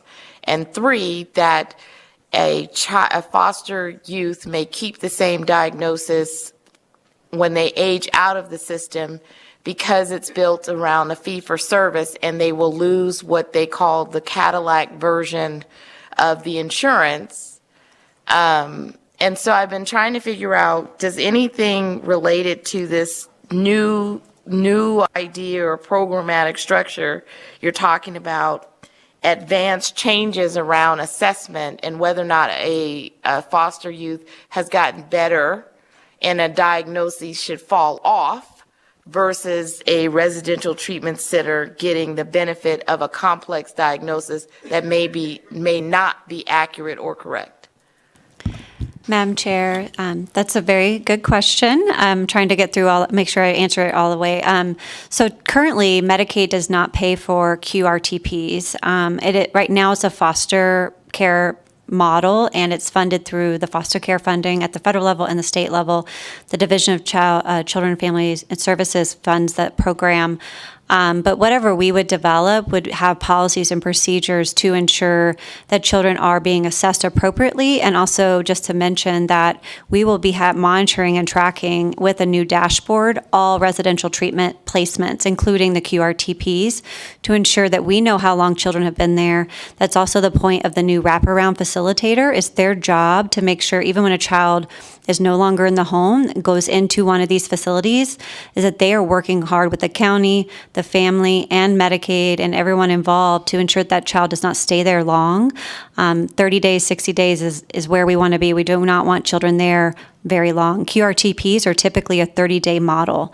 And so whatever we would develop around the QRTP, we would be creating our own Medicaid model that would have those policies and procedures in place. And I appreciate you raising that. We will make sure that we look at that carefully when we develop the model.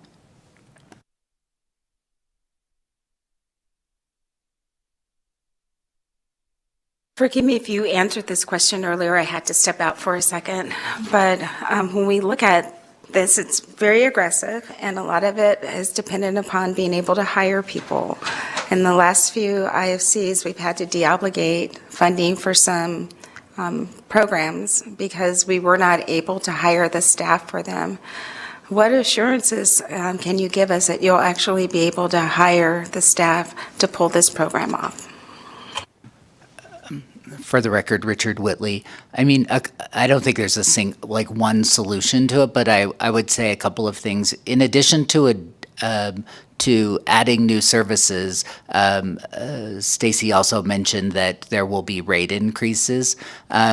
We have services, but they're not currently utilized adequately, and so rates are a big piece of this, so that we're reimbursing adequately. As it relates to the ARPA, I think it was presented today that there was a rule change with some of the ARPA uses, and some of the returns that we made for behavioral health were in anticipation of actually not being able to spend the contracted funding for the length of time that we had requested it. So there are different reasons for returning the funds, and certainly the salaries of clinical folks are a challenge. And I think, as Administrator Weeks mentioned, this is where the monitoring of all of this becomes important, because if we add services but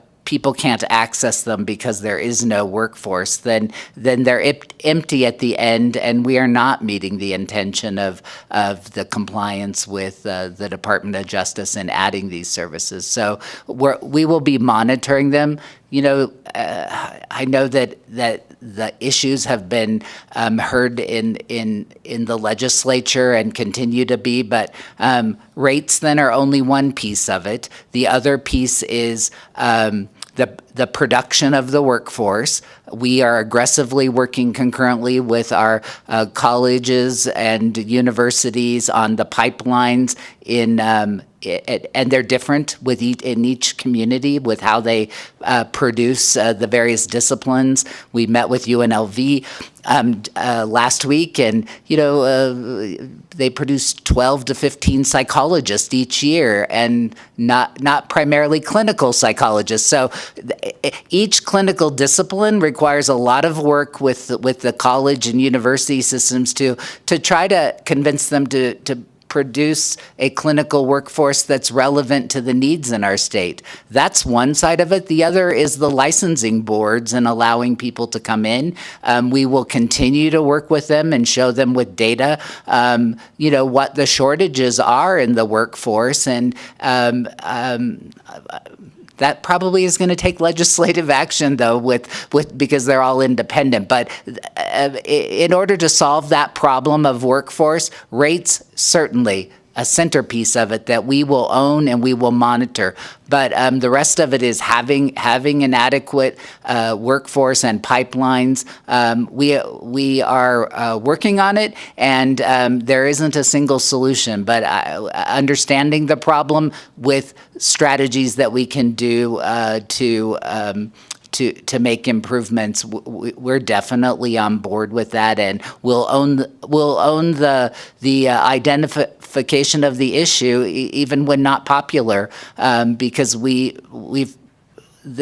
doing the right thing in adding these services. But if we don't have the workforce to actually provide the services, families won't feel as though they actually did receive anything from the outcome of these deficiencies being identified, and then all of our work to put forward a service package that could help kids live at home with their parents and be treated adequately in the least restrictive environment. Thank you for that. Members, any other questions? Not seeing any here in Las Vegas. Is there anyone there in Carson City that have any questions for the presenters? Madam Chair? Yes, Senator Titus? No question, just a huge thank you. Lots of work went into this, and as you mentioned, Director, Administrator, the reality is it is going to take time, so realistic expectations, but at least this is a start on so many different levels. So thank you all for being here today.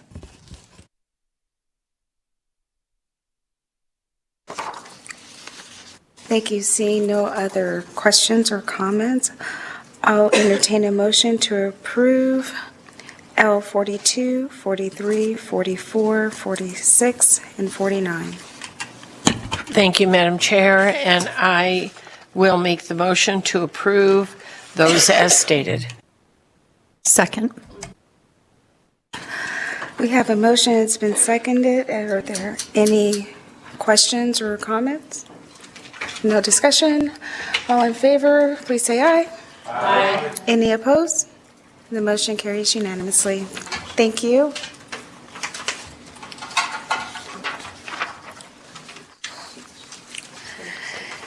And then we'll move on to L 76. We already did that with O. Nope, I'm sorry. L 78. And with that, we'll hear R 13 with L 78.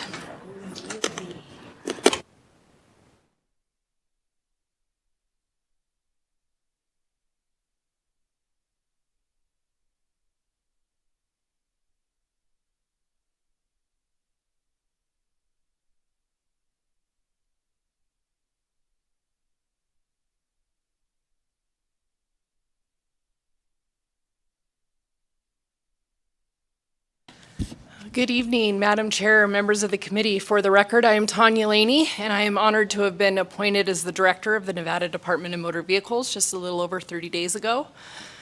With me this evening, we have Molly Lennon, the administrator, who's with us in the South in Las Vegas, Robert Kalin, partner with us with Mission Critical Partners, and Director Larkin with the Nevada Department of Transportation. I want to take this opportunity to put on record a tremendous thank you to this body, the GFO, OCIO, my team, and all of our vendor partners that have gotten us to where we are today. We're so excited to see the public and our staff being able to realize the benefits of our transformation project. I will add that this is barely scratching the surface of what's to come, and I'm proud to have been appointed into this position to continue the amazing work of this team. To be clear, the work program in front of you today is not asking for additional funding to get us through the fiscal year. The purpose of this work program is to augment the required implementation costs category by de-augmenting the MSA programmer information services and training categories to increase the solemn vendor effort for a large ramp-up in services during the last quarter of the fiscal year to meet deadlines of the department transformation effort. Through questions related to this augmentation, the increased timeline and costs were brought to the forefront as we were simultaneously working through our future project planning efforts. We wanted to be as transparent as possible and get the information out there timely as to the reasons why the increase in schedule and costs, and I did not think it would be fair for my staff to shoulder this communication before I had a chance to address this committee. Through our planning efforts, we have come to the realization that our original estimate of 8 years for the bulk of our project initiatives was more accurate. Although we had good intentions with challenging our team and vendor partners to make this happen in 4, it is apparent that our eagerness on all sides to make this happen is not enough to carry the weight of a project of this magnitude. Our agency does more than registering vehicles and issuing driver's licenses. We have identified at least 856 transactions that need to be available in our new system. Shortly, you will hear from Administrator Molly Lennon, who will be going over some of our successes in our project to date. As a highway-funded agency, we opened communications with our partners at NDOT to make them aware of our needs to continue our project efforts and the impact on highway fund appropriations. The scale of this effort and the cost and inflation tied to IT projects in general is a growing problem. Director Larkin is sitting at the table with me as we are approaching this as a statewide highway fund issue, not an agency versus agency issue. We stand united in finding solutions, and we will continue to work cooperatively as we head towards this next session. If there are no further questions for me, I will turn this over to Molly Lennon to highlight the work program and project status report.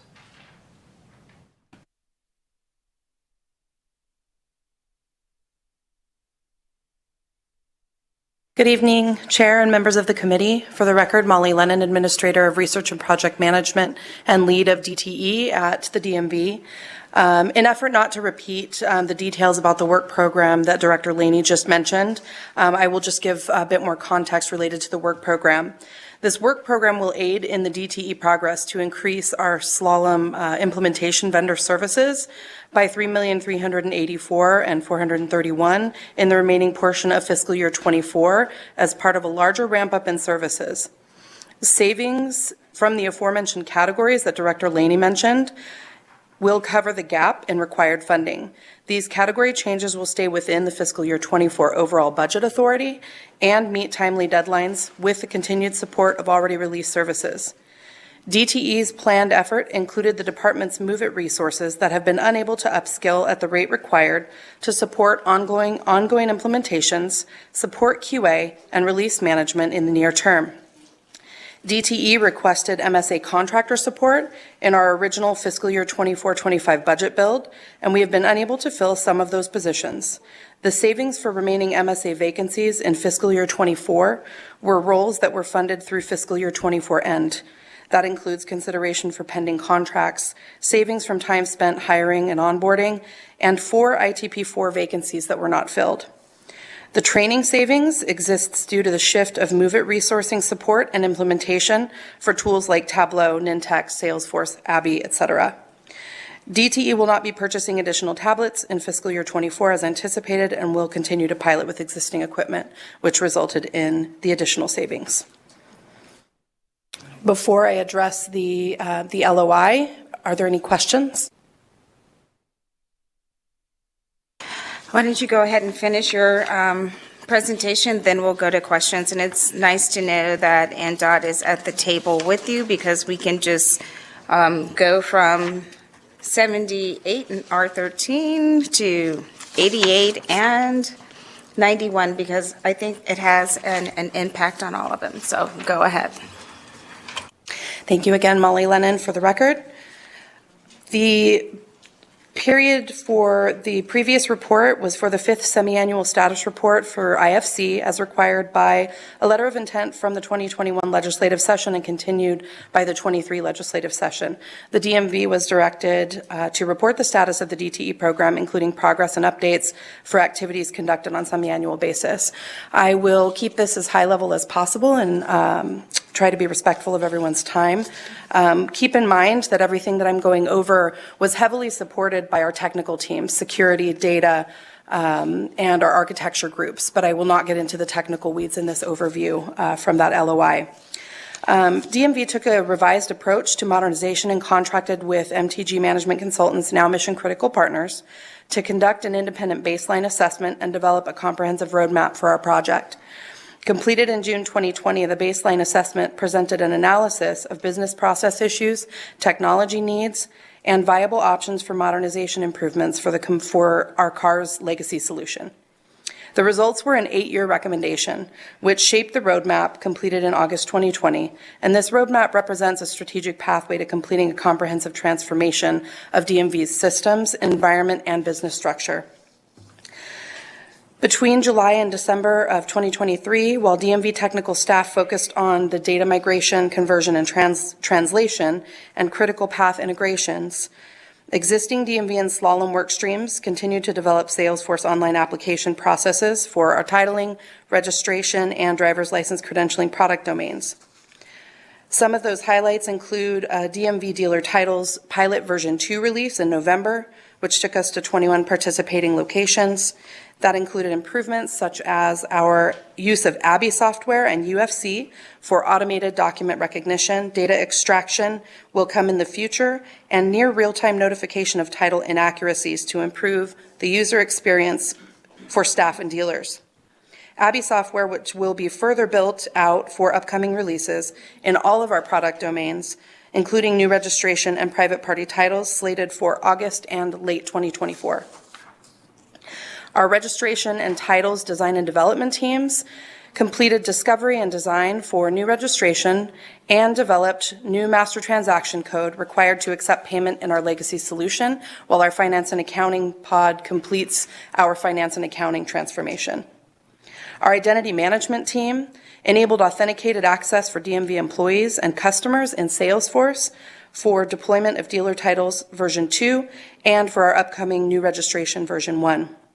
Authentication upon login will further improve the integrity and security of the employee and customer data when they utilize the Salesforce platform, and it will be utilized across all product domains.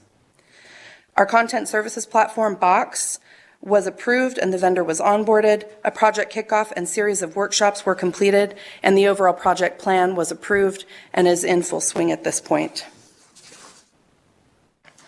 Our finance and accounting group, and again, these are a few highlights. There's been a lot of amazing technical work happening. They completed scoping, solutioning, and proof of concept for payment enablement as an option for the DMV quarterly release consideration. A proof of concept for future state portal payment design, including use of service fees. Automation for journal entry creation for DMV customer transactions paid at the time of service. Refinement of core fiscal period and year capabilities to improve automated system controls. Updated assessment of accounting capabilities within Drawbridge, which is the purchase software package they're building in. Our integrations group completed design and implementation of ABBY for dealer titles version 2. They built and worked on integration testing for Experian and Vintelligence, and the build for our vehicle inspection database, or VID, the current state emissions smog inspection database. They completed work on the AMVA National Motor Vehicle Title Information System for NMVIDIS check. These automated checks of NMVIDIS are required by federal law and help protect against title fraud.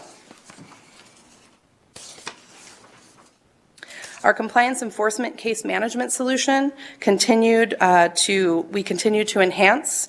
We put 27 new enhancements into production during that reporting period. Quality assurance efforts, the most recent report for that reporting period was through October 31st, 23. And it rated the project risk at 2.62 on a scale of 1 low to 5 high. And as stated in that report, that was a low level of risk for a program of this schedule and scope at this point in the project, and it is expected to ebb and flow. I'm happy to report that the level of risk actually lowered since this reporting period. Organizational change efforts have continued and are a pillar of our program.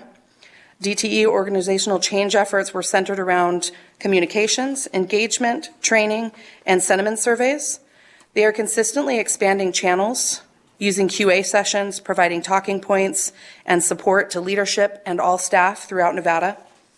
Engagement continued with our very large change ambassador group. They are upskilling in support of our readiness assessments. Training drafts have been created for our upcoming releases. Created and executed Train the Trainers for our dealer title release, and did follow-up retrospectives. The sentiment surveys metrics for November 21 compared to September 2023 showed a 7% increase in response engagement since survey inception date. And with that, I will be happy to answer any questions. There are a number of questions, and we're going to start with Assemblyman Watts. Thank you very much, Madam Chair. Thank you for the presentation. Please bear with me. I have a few questions. So first of all, I think we have some of this in our backup materials, and I appreciate you've provided a lot of information. You provided some of this information also in the interim growth and infrastructure meeting, but can we just get it really clear for the record what we're seeing in terms of the overall, the kind of revised timeline of when we were looking at this project being completed, originally during our deliberations during the last session, and what that timeline looks like now, what the total cost of the project was looking like when we approved the budget during the last legislative session, and what the estimated cost for total completion of the project is now.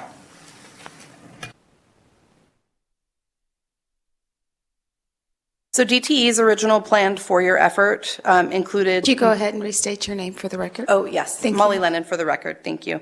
DTE's original planned 4-year effort included Move It resources who have determined they do not have the bandwidth to upskill at the rate required, nor the skills to support already released solutions, including compliance enforcement's case management, dealer titles pilot, ongoing implementations for all product and data, QA testing, and release management and maintenance of the new environments, including access and profiles.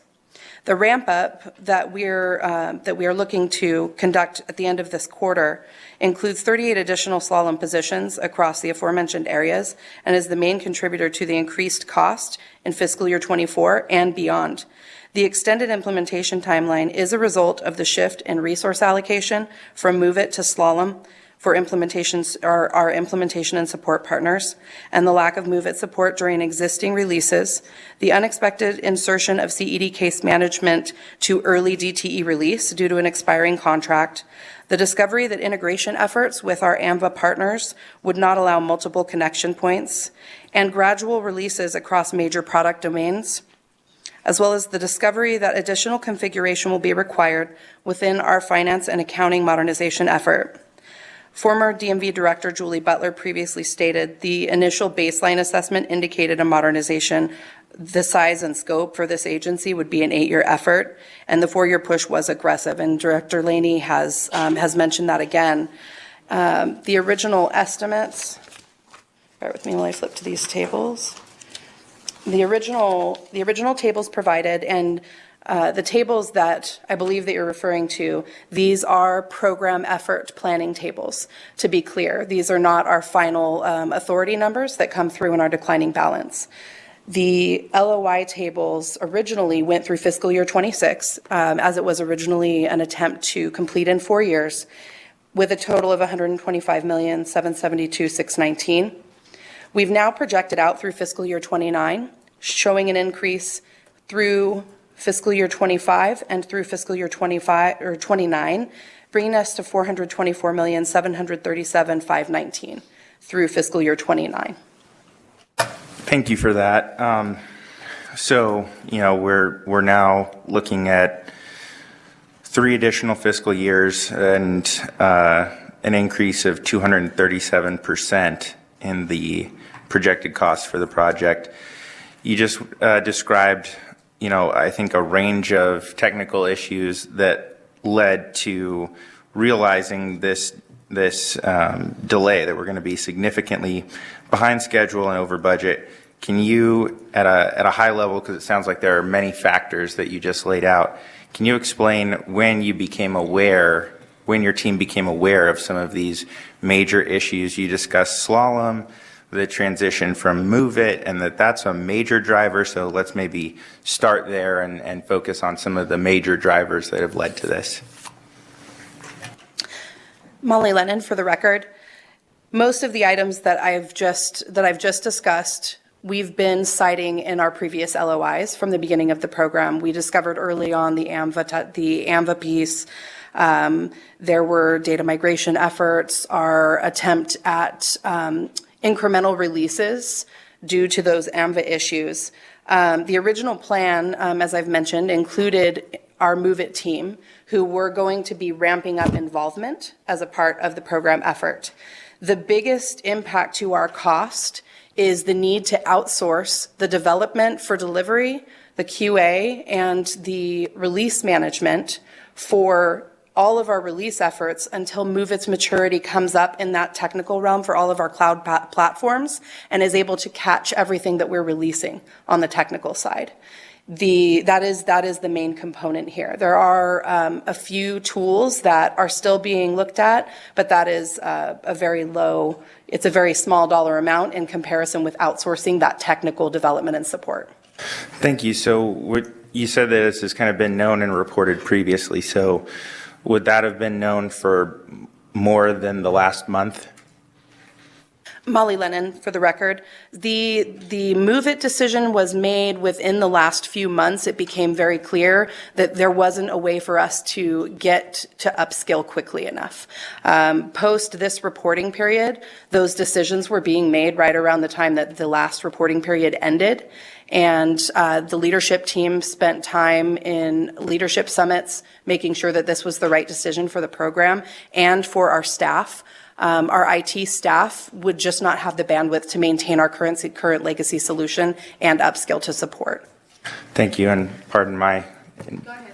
Thank you, Madam Chair. I mean, frankly, it's very, very surprising to me, Ms. Lennon, because you made a presentation and the department made a presentation to the Joint Interim Standing Committee on Growth and Infrastructure on March 13th and said, DTE is a multi-year project with an identified 800 plus products and features, as well as 90 plus integrations being moved online and prepared for cloud mobilization.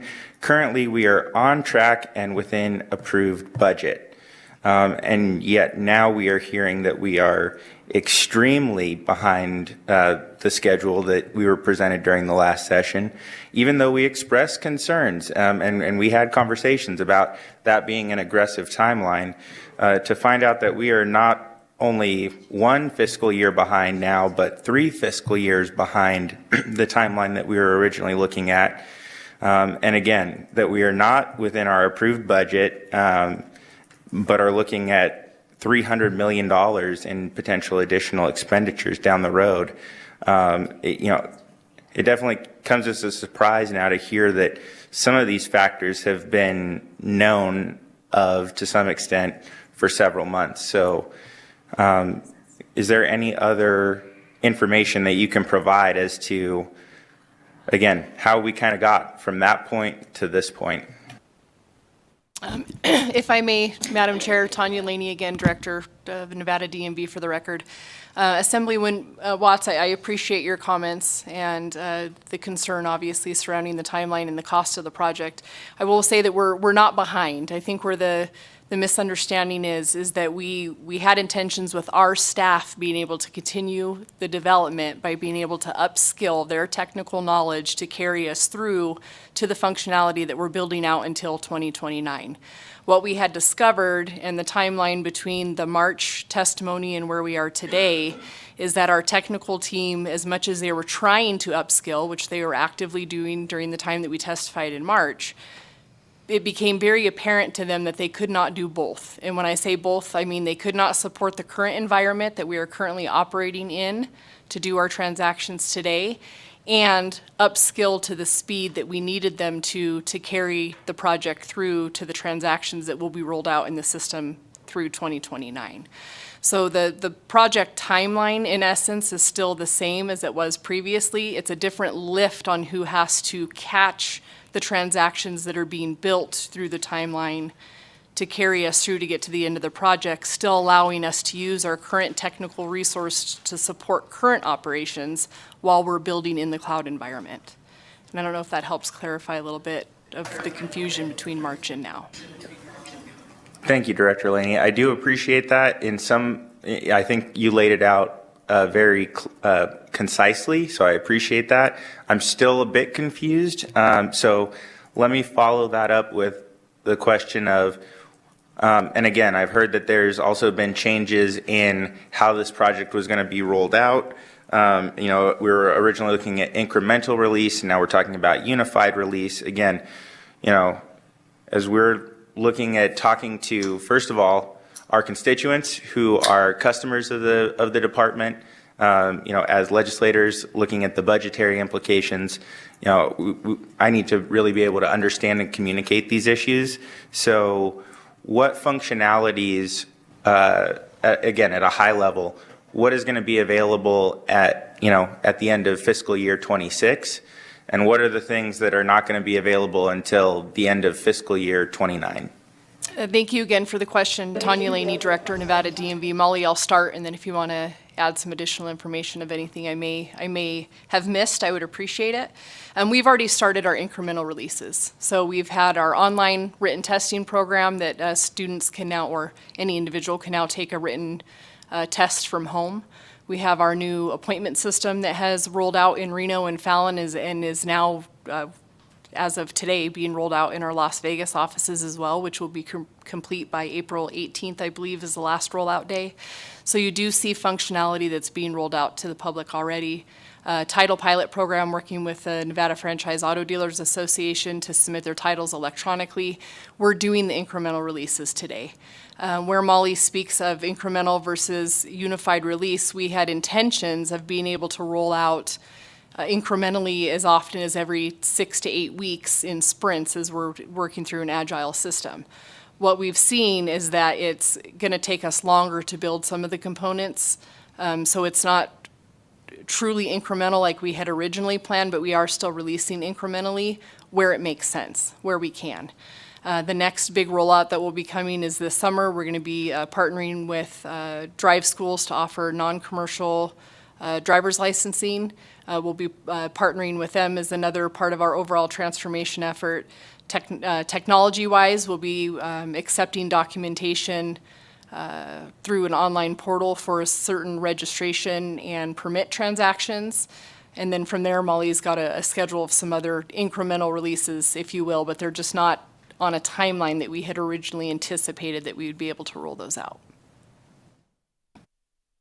Thank you. So I appreciate that clarification. And again, so what are some of the major elements that we were expecting to get earlier that are going to be some of the last to be rolled out? Molly Lennon, for the record. Interestingly enough, our rollouts have not changed. New registration and vehicle and private party titles were our first incremental release asks based on the level of use by our public. So new registration online application goes live in August. It's currently slated for August. By the end of 24, constituents will be able to submit for private party titles online. By the end of 26, we are hoping to have all of our vehicle products and features completed. And when we talk about unified release, we have to look at our domains in large groups because of the way our current legacy solution is set up. So even though we are producing incrementally, we can't go end to end with full online application, including payment, until we release a unified group of vehicle transactions, because it will break what's currently happening in our legacy solution. So that's where you're hearing the incremental plus the unified release. We have to go live end to end with our vehicle programs and our credentialing programs at the same time. The original effort took us through the end of the contract period, which was in 2026, September of 2026, all the way through our first incremental release of credentialing, and that is still effectively what is slated on our timeline. The difference is that we're having to outsource the development, the QA, and the release management and delivery all to our implementation partner instead of use in-house staff. Okay, thank you for that. I think I'm starting to get a little bit of additional clarity. And one of my major concerns is, again, we've heard presentations from the department, both during the legislative session and in interims, about the difficulties in implementing various pieces of policy due to the legacy system. And so, I was extremely concerned that we might be looking at another 1 or 2 legislative sessions where we're not able to advance certain policies because of the technological limitations of the legacy system.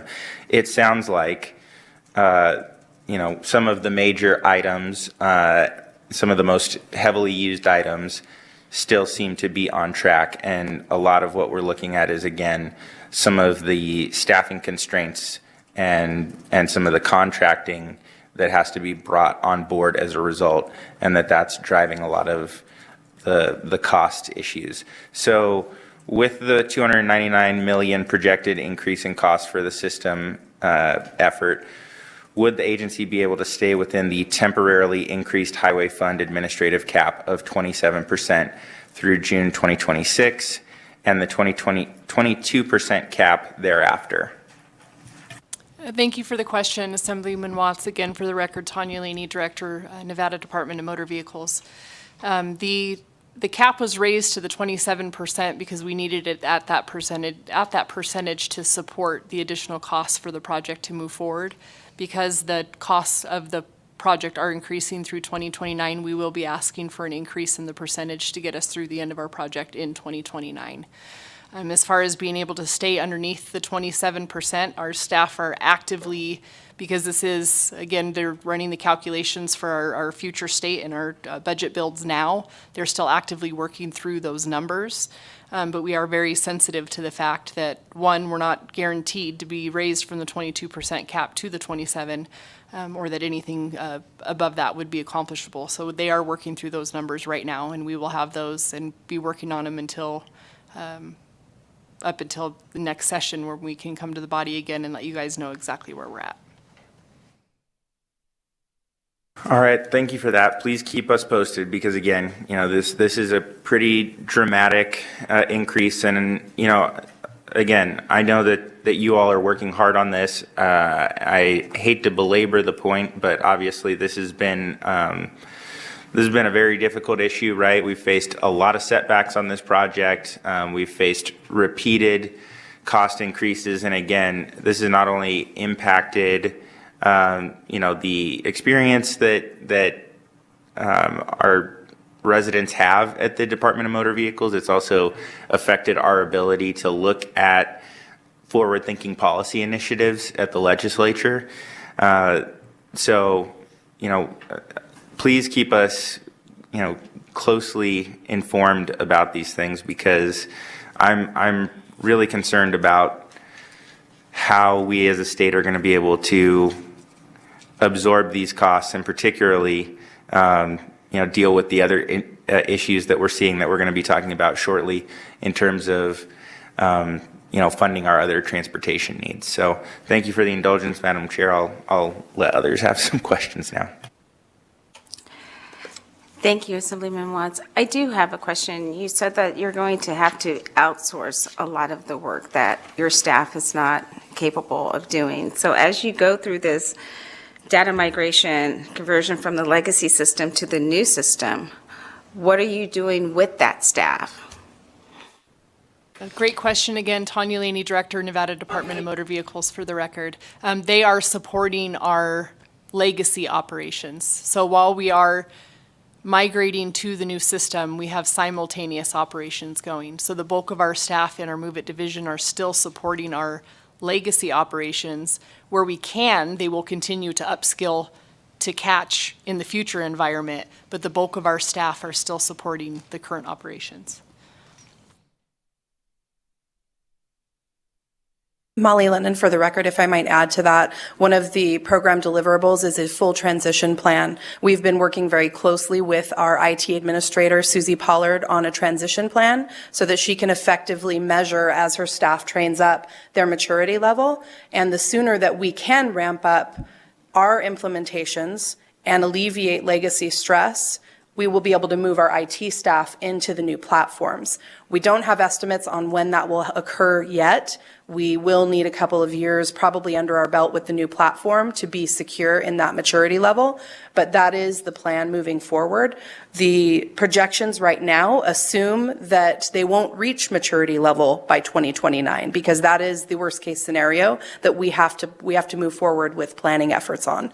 However, know that that transition plan is currently a priority, and we're working very closely with the IT administrator to make sure we're tracking that maturity rate. So I kind of feel shell-shocked. There's been, in my short time in the legislature, some really huge expenses on projects, and oftentimes involving DMV or EATS. They seem to be eating up all the dollars that we have in the state. In March, you made one statement, and we're here just in April. Do you think that the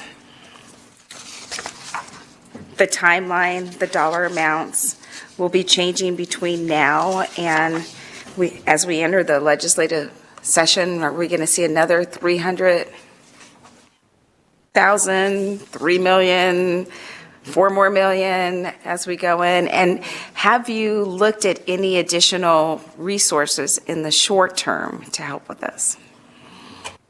Madam Chair, again, Tanya Laney, Director of DMV for the record. To answer your question, can we guarantee that we have the exact dollar amount right at this point in time? No, but I can tell you that we've met with our vendor partners and our staff, and to the best of our knowledge and where we were in the timeline and knowing exactly what our current infrastructure looks like and where we need to go, we feel like we're pretty darn close now. We have already put the warning with our vendor partners and our staff that this is it. That, we're coming back with this additional ask and this additional timeline, and we need to make it work.